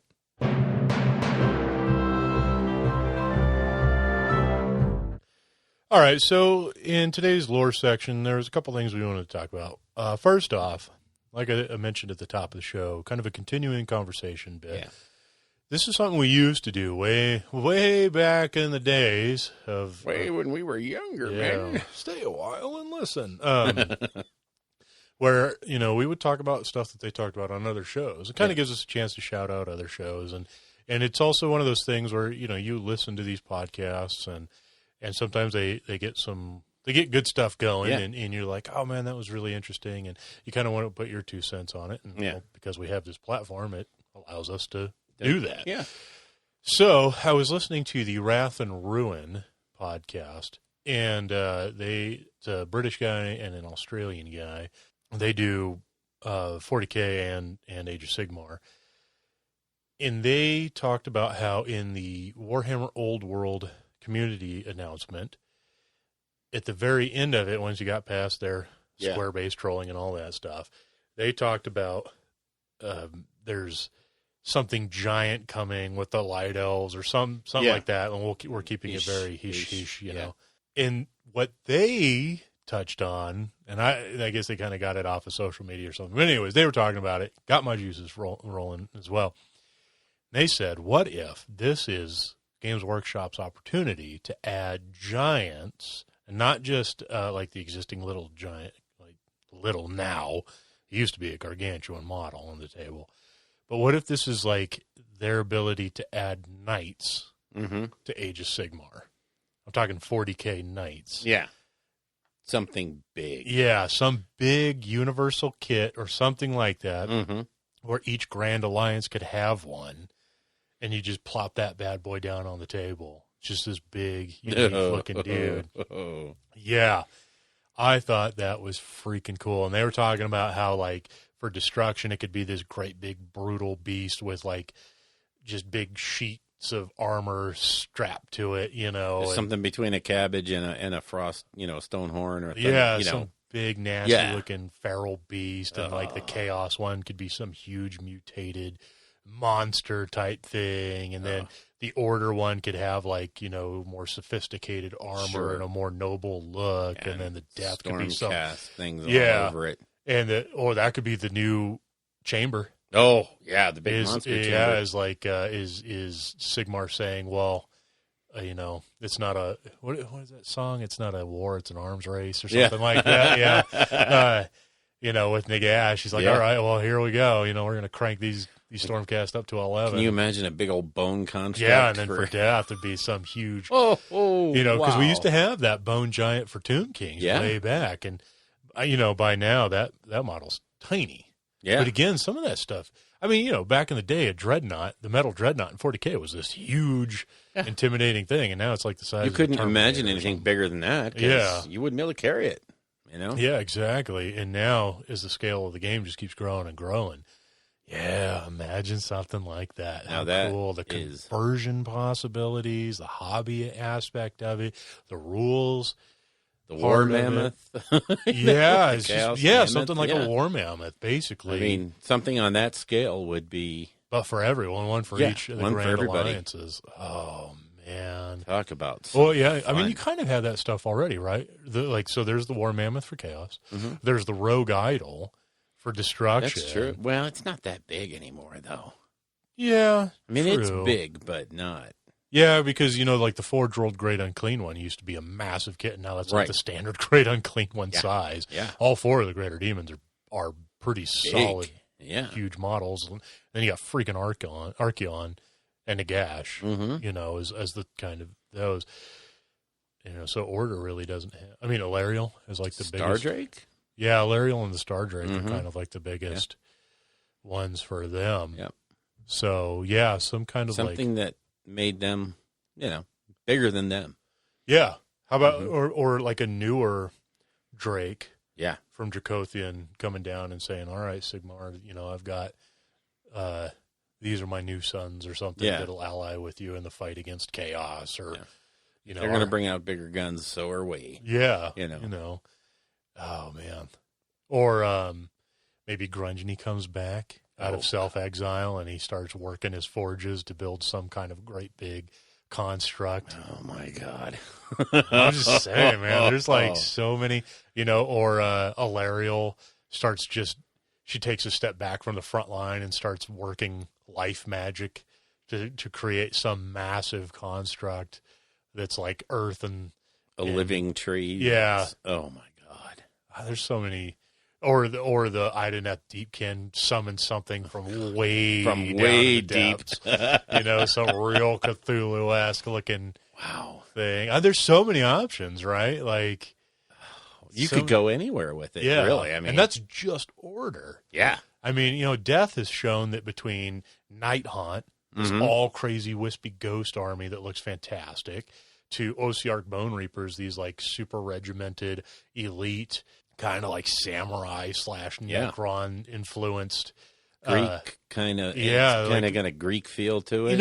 And actually, when you think about their background, how they're like all these different spirits of different cultures blended together, and that kind of makes sense. There's like all these like obvious little bits of influence from different things, both like historical and real world, and both, kind of like Tomb Kings-ish and Necron and Tyranny. I mean, just kind of makes sense to have all these little bits in there like that. So that's totally a thing they could do. And then chaos. I mean, there's no limit to the madness of chaos. Oh, yeah.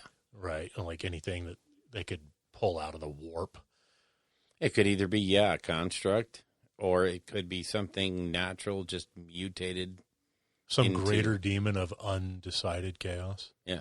Chaos undecided. Yeah. I mean, and the dogs are losing their mind. I think they like the chaos idea. Yeah. They're fans. Yeah.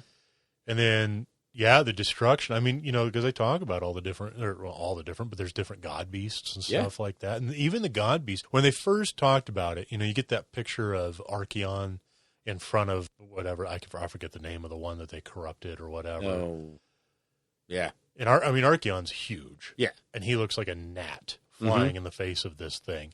And that's kind of what they led with, was god beasts are these unbelievably large, blah, blah, But as they've introduced more god beasts and stuff, like they're not all necessarily. They don't have to be the size of mountain ranges. Right. Yeah. They could be something you see on the table. Well, look at the Gotrek book, I mean, he basically walked up to a god beast and it walked away. So they don't have to be out of scale. You can scale them to the game. Definitely. So, and make them powerful. Oh. Okay, so say this is let's just run with theory, because this is just kind of fun. Out of the 4, what would you be most excited to see and why? Oh boy. All right. Okay. For me, I think aesthetically, I want to see the death construct. Okay, makes sense.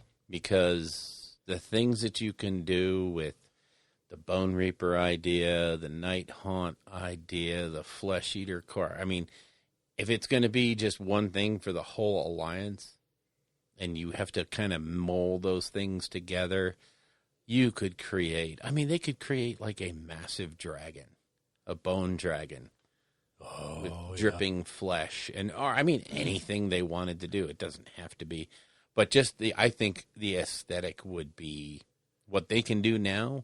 Yeah, would be crazy.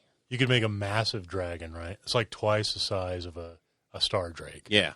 And he's like heavily armored on the bones and everything. And then you could make him big enough so that inside, he could have like, it looks like spirits. Yeah. Oh, yeah. Spinning around inside of him, like the Night Haunt style spirits inside coming up through his skull. And coming out of the rib cage and everything. Like he's breathing them out or something at people. To claim their souls back into him. Oh boy, I don't know. That would be amazing. Looking. So cool. Oh, just the things you could do. Right. Oh. But then again, on the order side, like you said, if Grungni comes back, I mean, even if they use the Stormcast motif, what the things you could do. Imagine like a Gryph-hound on the size of, or hell, like you said, even a Star Drake. Except ramped up to 11. Wouldn't that be nuts? Yeah, just a bigger, more detailed, doesn't have a rider on it necessarily. No. Yeah, in fact, it'd almost be better if it didn't. Right. That way it could kind of fit in with other armies a little easier or whatever. Yeah. and just be part of Jacothian, or like you said, a son of Jacothian or something like that. And Yeah. you get, And you could use this to lead into Apocalypse for Age of Sigmar. yeah, that's what I'm talking about. Yeah. Honestly, destruction. Yeah. Just the idea of a wide open door for some kind of big, brutal beast. Because you look at Arachnarox. Yeah. This huge, fantastic, nasty looking spider. You got the Maw Crusher. To me, the Maw Crusher is the epitome of destruction. Yeah. You have the Stone Horns and Yep. Stone Horns and Thunder Tusks. Thundertusks. And, just big beasts. Yeah. Just big beasts. Imagine if they did something, maybe just make it like a Gargant of some kind. Because destruction, you should tie together orc and all the different things. So it should be a living thing, a big hulking thing, and maybe not so much of a beast, but a Gargant ramped up to 12. Just a huge hulking giant with a club the size of a Maw Crusher. Oh, Man. Yeah. Yeah. I mean, you could go anywhere. Oh. I'm telling you, man, how freaking cool is that? And it's just 4 kits. It's not like... Yeah. 4 massive kits. We're talking about... Probably like a good 10 to 12 inches tall. Yeah, the big Imperial Knights or, Necron monolith-sized, oh my God, things. And, yeah. Well, really like on par with Nagash and Archeon. Maybe even a little bigger than them. Yeah, bigger and beefier, I think. Yeah. Yeah. Something that would make Archeon look up. Oh, man, they could go nuts. Yeah, and use it as a way to roll out. Yeah, Apocalypse. Like a rule set for massive games of Age of Sigmar. On square basis. Yeah. But, you could add whole new levels of magic, just like they used to do with Storm of Magic. Because that was basically Apocalypse in the old Warhammer Fantasy battles. So, yeah, it really strikes me as weird that they have not done that. Because Apocalypse was pretty successful, I think, for 40K. Yeah. It's always been. Everybody loves to play Apocalypse until you actually play it. And you're like, oh, God, why are we doing this? Why? But it sounds like the new edition actually takes that away. Yeah, nowadays when you can throw down Apocalypse at the game store in an afternoon, they've done something. Yeah, and it's your fun feelings for don't everybody. Get hurt at the end. Yeah. So, they're on to something with that. And, if they carry that sort of motif over, I don't know why they haven't done it in AOS yet. And I think it's probably because they wanted to get the whole system on its footing. But like you said earlier, with this Slaves to Darkness book, everybody's wrapped up into a nice... Yeah. Cozy set of battle tones. All the loose strings are gone. And now you create. Now you innovate. Go forward. Yeah. And you move stories forward. You innovate. You create things. Or you revamp Major League old lines. But, now is the time to do something now big. You blow up the mortal realms. No, Jesus. And you start all over. So we've got this great idea for a square base game. Okay? It's loosely based on Game of Thrones. Oh. Too soon? Too soon? Well, maybe Slaves to Darkness in that book, it'll say Archeon finally got tired of Sigmar. It again. Yeah. Slapped him down like a little girl and said... He's 2 for 2. Yeah. So this time I'm not going to let you close the door. Okay.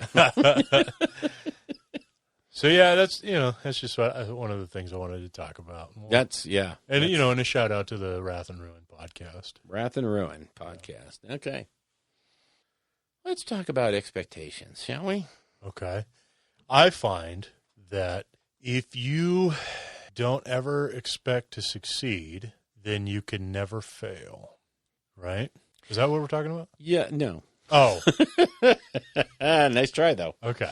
Okay, so what I really want to talk about is and this has come up a couple of times, and, Chad brought up a point a while back about... Whoa. Let's not be giving credit to Chad on anything. Okay, so... Careful. Anyway, a guy in our local area brought up a point about, some of these models that are coming out now are almost too detailed. Yeah, they're pretty rich. And they are, like the new Tyrant. He is semi-intimidating because, there's a lot of stuff on there. A lot of these, those Ozark Bone Reapers, you've seen the kits now. Yep. They are gorgeous. Fantastic. The other thing is we're getting inundated with all these YouTube channels of guys who paint very, very well, and they're showing you how to paint. And the Vince Ventrellas, the Tyler Mengel, Darren Latham, yeah, all these guys, Sean, over there at Brush for Hire, are phenomenal painters. Mm-hmm. And they're breaking it down, and they're making it palatable. I'm not dogging these guys. Sure.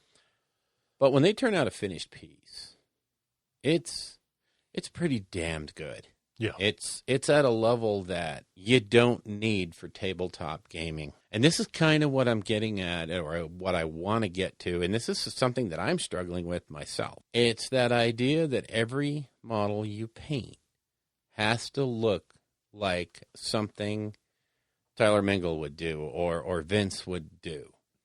And that's not the case. We need to be okay with stepping back a little and saying 10 guys painted well is better than one guy painted awesome and 9 guys primed on the table. I'll go even further and say 10 guys painted to a tabletop standard is better than nothing painted at all. Right. And that's just the whole thing is there's this intimidation factor that comes with all of these.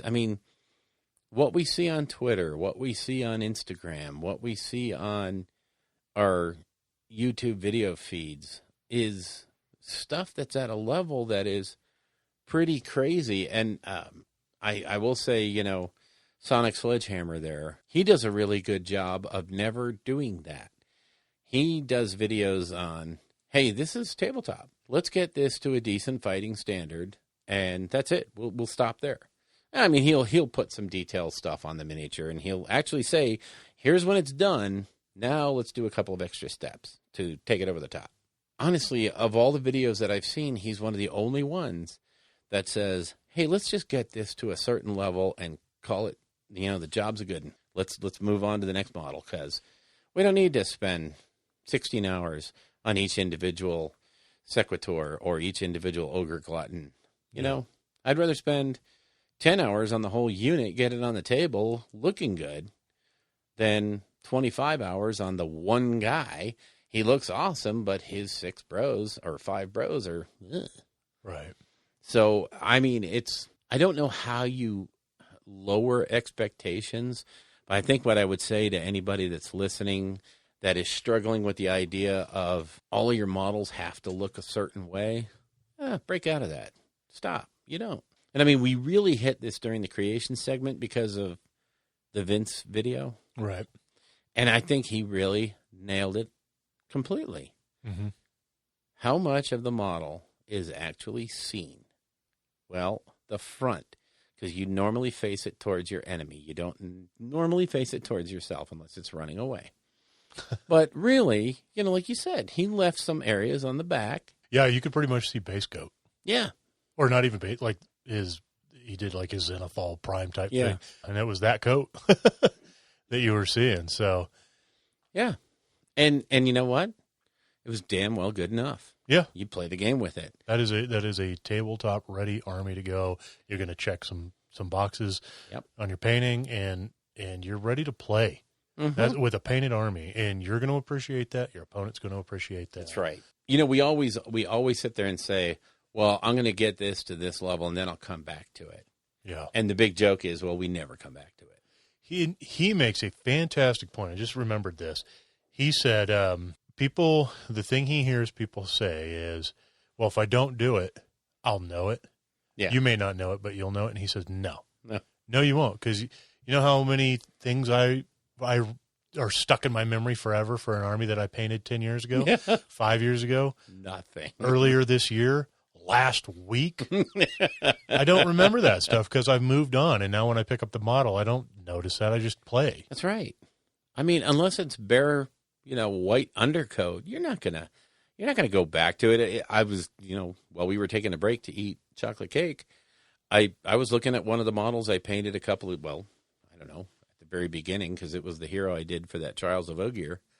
And I'm like, wow, I missed some spots on that. I got blue on the silver. That looks really bad. And yet I don't remember anybody at the time saying, hey, you got some blue on the silver, man. Yeah. Nobody cared.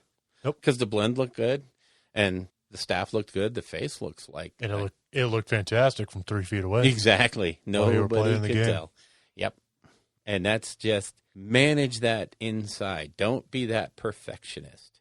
I'm not saying turn out crap, Yeah. but. Well, and we've kind of touched on some of this before, and I know I get pretty harsh because I say that mentality is more of an excuse. Yes. Like, well, if I can't paint it perfect right off the bat, then what's the point of painting? And it's That's like, right. that's just a garbage excuse to not sit down and grind out painting. Yep.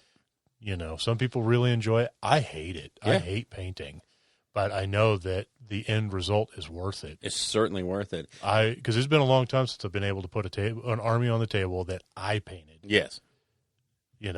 So, and I want to do that again. Yep. I hear you. Regardless of if I'd rather stick my face in a blender than pick up a paintbrush. Oh, that's pretty serious. Yeah. But I'm going to do it. Yeah. And I was gonna make the comment about the guys that you're painting right now is they look great. And if you wanted to, you could leave those blue areas alone and be done. Yeah. They would look just fine and they pop. Now I understand you want to go back and dry brush it to hit that highlight thing. Yeah, that's fine. Do it. But don't let that be the focus of your ongoing existence either. Yeah, no. Because well, I'm justifying it as it'll probably be like an hour to go back over 30 Right. guys. Yeah. Add just a little bit of detail, and then that's it. That's I'm it. not You're touching done. that blue again. Right. Until maybe if I have to do a touch-up or something when the model is Sure. like 95% there. Yep. And that's it. I'm moving on to the gold armor and the silver weapons, and then flesh and feathers. Right. Flesh, feathers, and boots. Yeah. Boots and belts, something like that. Yeah. Last little bits, and then boom. Mm-hmm. Thank you. Because you're talking about 30 great swords, right? Yeah. Yeah. Nobody's going to pick up that one and go, oh, dude, Yeah. look at that. You missed that spot. I Mhm. don't think Exactly. that's ever going to happen. Exactly. And honestly, how many people ever pick up your models off the table anyway that you don't then break their arm because they shouldn't be touching your Right. stuff? I can tell you, even because I've judged paint at multiple. I've judged paint at LVO a couple Yeah. of years now. Yep. When I go around and I'm looking at people's armies, I don't grab models and pick Nope. them up and flip them over. And hey, man, this looks fantastic from the front, but before I give him this check, let Yeah. me make sure that he primed the backside of this cod piece that you Yeah. can only see from flipping the model From one up or- certain yeah. angle upside down No. with a flashlight. You put your stuff on your display board, face it a certain direction. I Yep. come by, look at it, looks great. Yep. Moving on. Yep. No, I mean, and the flip side of that is if I'm looking at a Martin Orlando army Yeah. and right next to that, say, is a, Sean McAfee army, Yeah. I'm going to look at those differently because I know those two guys Sure. do work that's exponentially above the norm, the standard, the tabletop. Well, they didn't come to check boxes. They came to win Best Paint. And that's just Yeah. it, is they're there for a different reason. And yet, when it, like you said, when it's on a table and it's 3 feet away, Martin Orlando's Stormcast look phenomenal. Yeah, you still ain't going to pick up his models and be checking under. That's right. But, it also looks just as good. I would put my Death Army up against it, my old Death Army against it, on a 3-foot tabletop. Now, the minute you picked to it play up, a game. Yeah, to and play a game. To have two painted oh, armies. Yeah. not to compete with Right, it, but to play.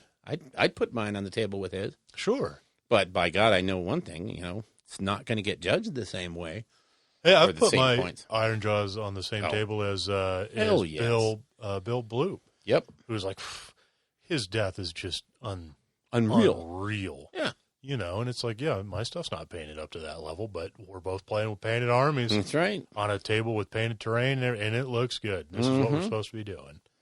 And, the thing is the old days, the old 3-color minimum, I think it's almost gotten to that's a joke nowadays.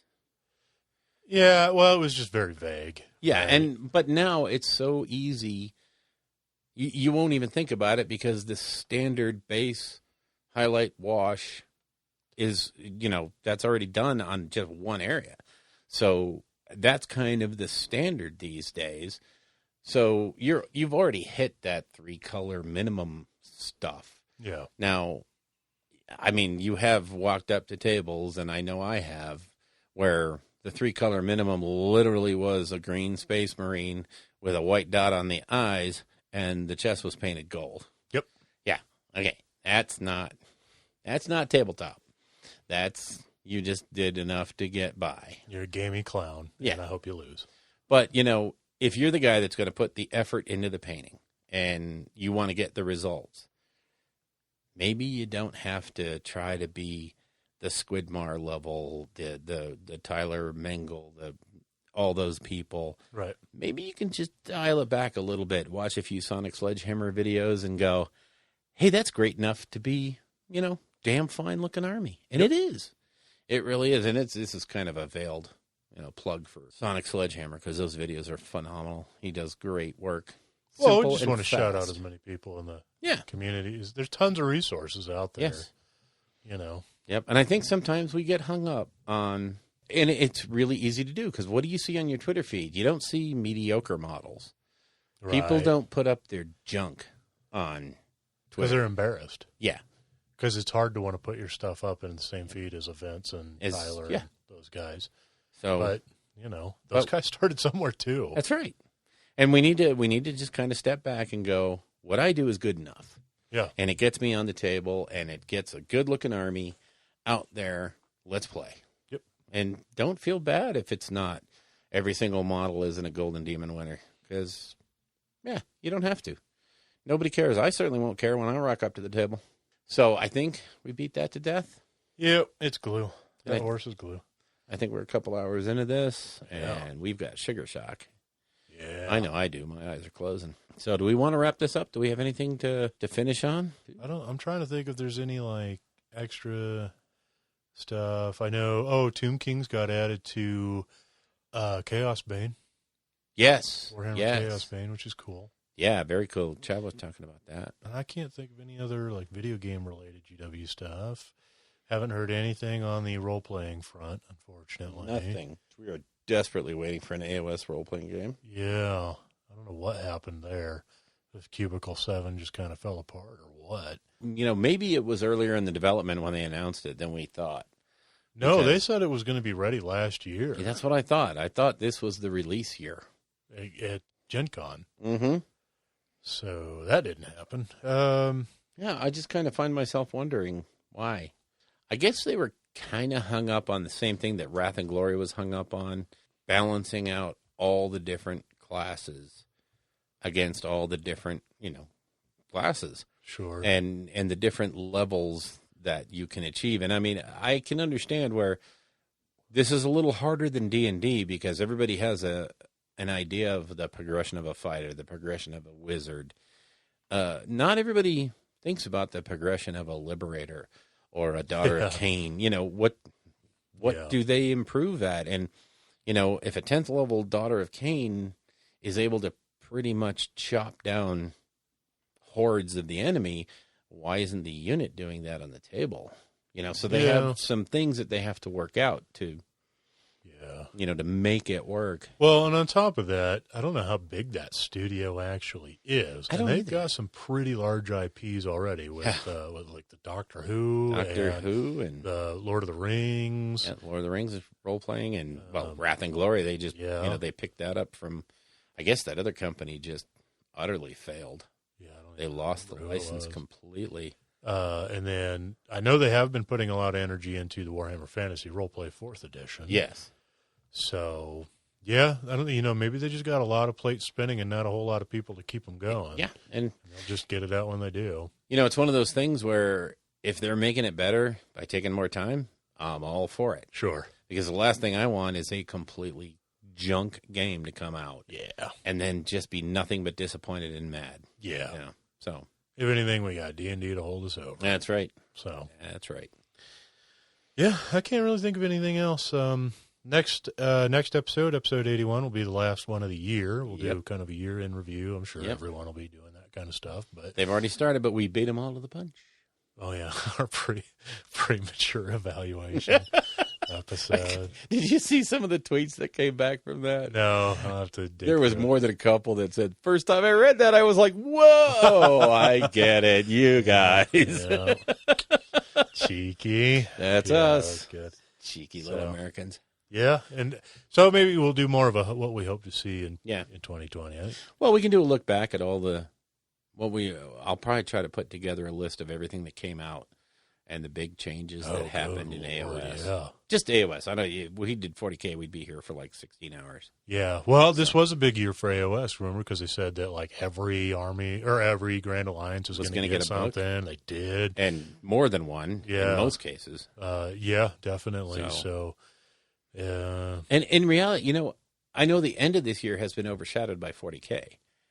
But honestly, look at what we got with Ogre Maw Tribes, the Auric War Clans, the... 3 times we got a dual release. Yeah. Skaven Flesh Eater Court, Mhm. Cities of Sigmar Auric War Clans, and Ogre Maw Maw Tribes, and OCR Bone Reapers. Yeah.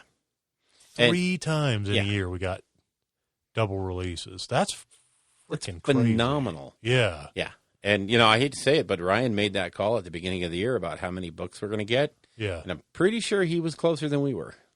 Because he was calling like 12, I think. And we both said like 5 or 6 or 4.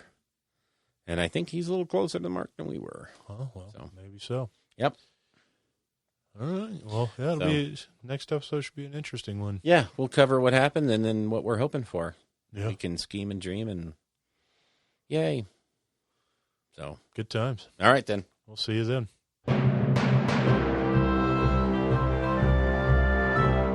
Yeah, there was something else I wanted to Oh, go. talk. Well, so you can keep this out of the show if you want. I've talked about doing this before, and as I was watching Vince, his video and Darren's video, because Vince, one of the techniques he used was wet blending. And I don't think I've ever actually watched that happen. No. It's a term that I've always heard used, and he did it, and it looked so effortless, right? Yeah. But that's Vince doing it. Yeah. I've talked about doing this before, where Oh. I kind of want to do painting videos from a guy who is just getting back into Learning it how to and do it. actually learning a lot of these techniques. Because back when I used to paint, it was very much like the pants will be red and the shield will be gold and the banner will be this color, and I'll do because washes and inks were back then. Like you didn't really use them too much because they were like, well, washes didn't even exist. Yeah, Golden Demon guys used washes and dry brushes. Yeah. And you were like, Yeah, dry brushing was like all the rage. That's back when I used to like actually paint armies and stuff like that. Yeah. I just haven't done it since then. So it'd basically be like starting over. What would it be like if you're sitting there watching a video and somebody's like, okay, well, we're going to do this technique, and they actually screw it up. I look like, well, that didn't work. And let me get some feedback from people, like make it more interactive of like, well, what do you guys think I did wrong here? yeah, Because those videos don't exist. I know. It's more of like, here's a guy who's going to show you what it is, but he's going to do it so well because Yeah. he's been doing it for so long. And then when you go to try to do it, you're not going to get that effect because it's your first time trying it. I went to the CK Studios wet blending class out at LVO a couple of years ago. And when Caleb was going through the wet blending, I swear to God, my stuff looked like I was we were doing wet blending on a shield, and we were going from red to yellow, which is actually a super easy blend. It's really easy. Yet mine looked like it was striped. I mean, it literally was Yeah. so bad until, he comes over and he goes, no, here's what we're doing.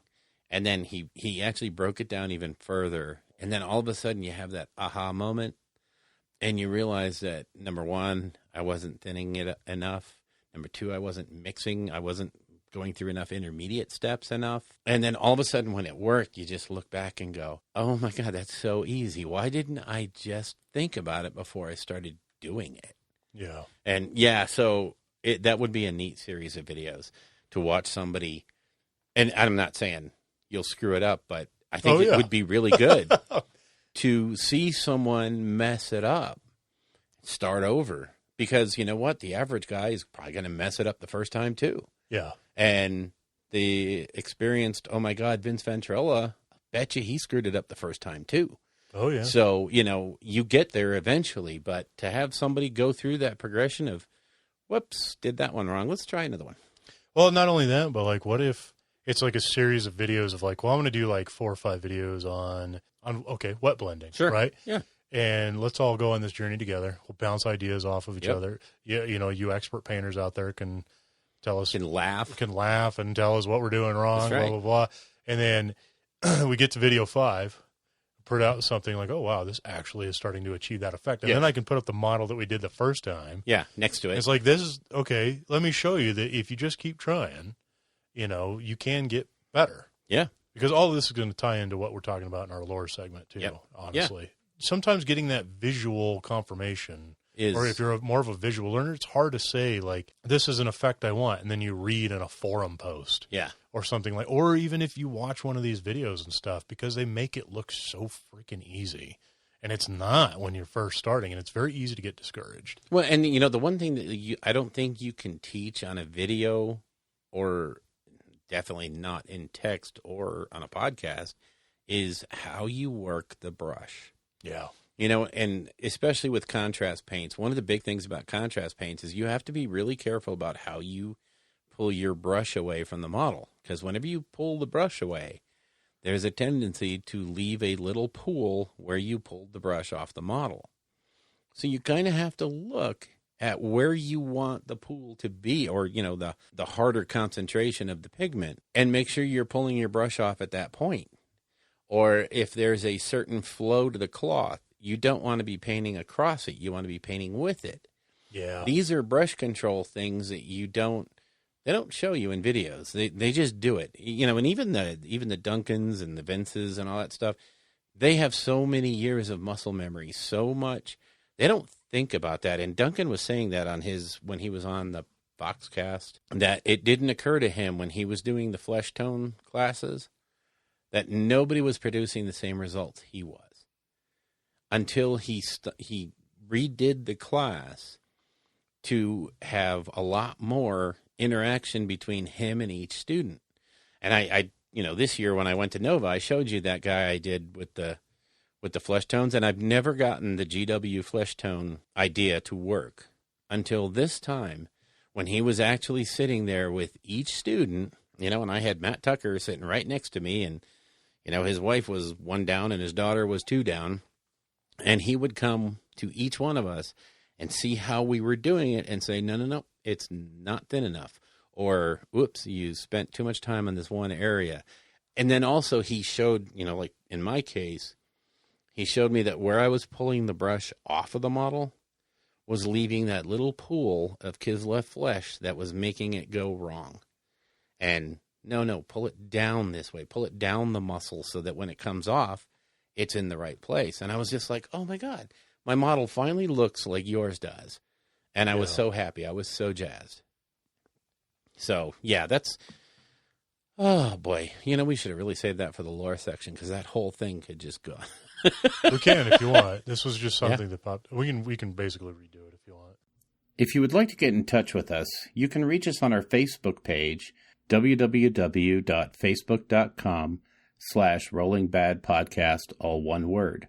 Our Patreon page is at www.patreon.com/rollingbadpodcast, again, all one word. The Twitter account for the show is at rolling_bad, and our individual Twitter accounts are, for me, at Bill Castello, Castello, and for Ryan, he is at RT Gamer. All of our guests on the show will have their contact information in the show notes, and any products that we mention will also be similarly placed in the show notes. The music for the show is used courtesy of Kevin MacLeod at Incompetech.com and used under the Creative Commons license.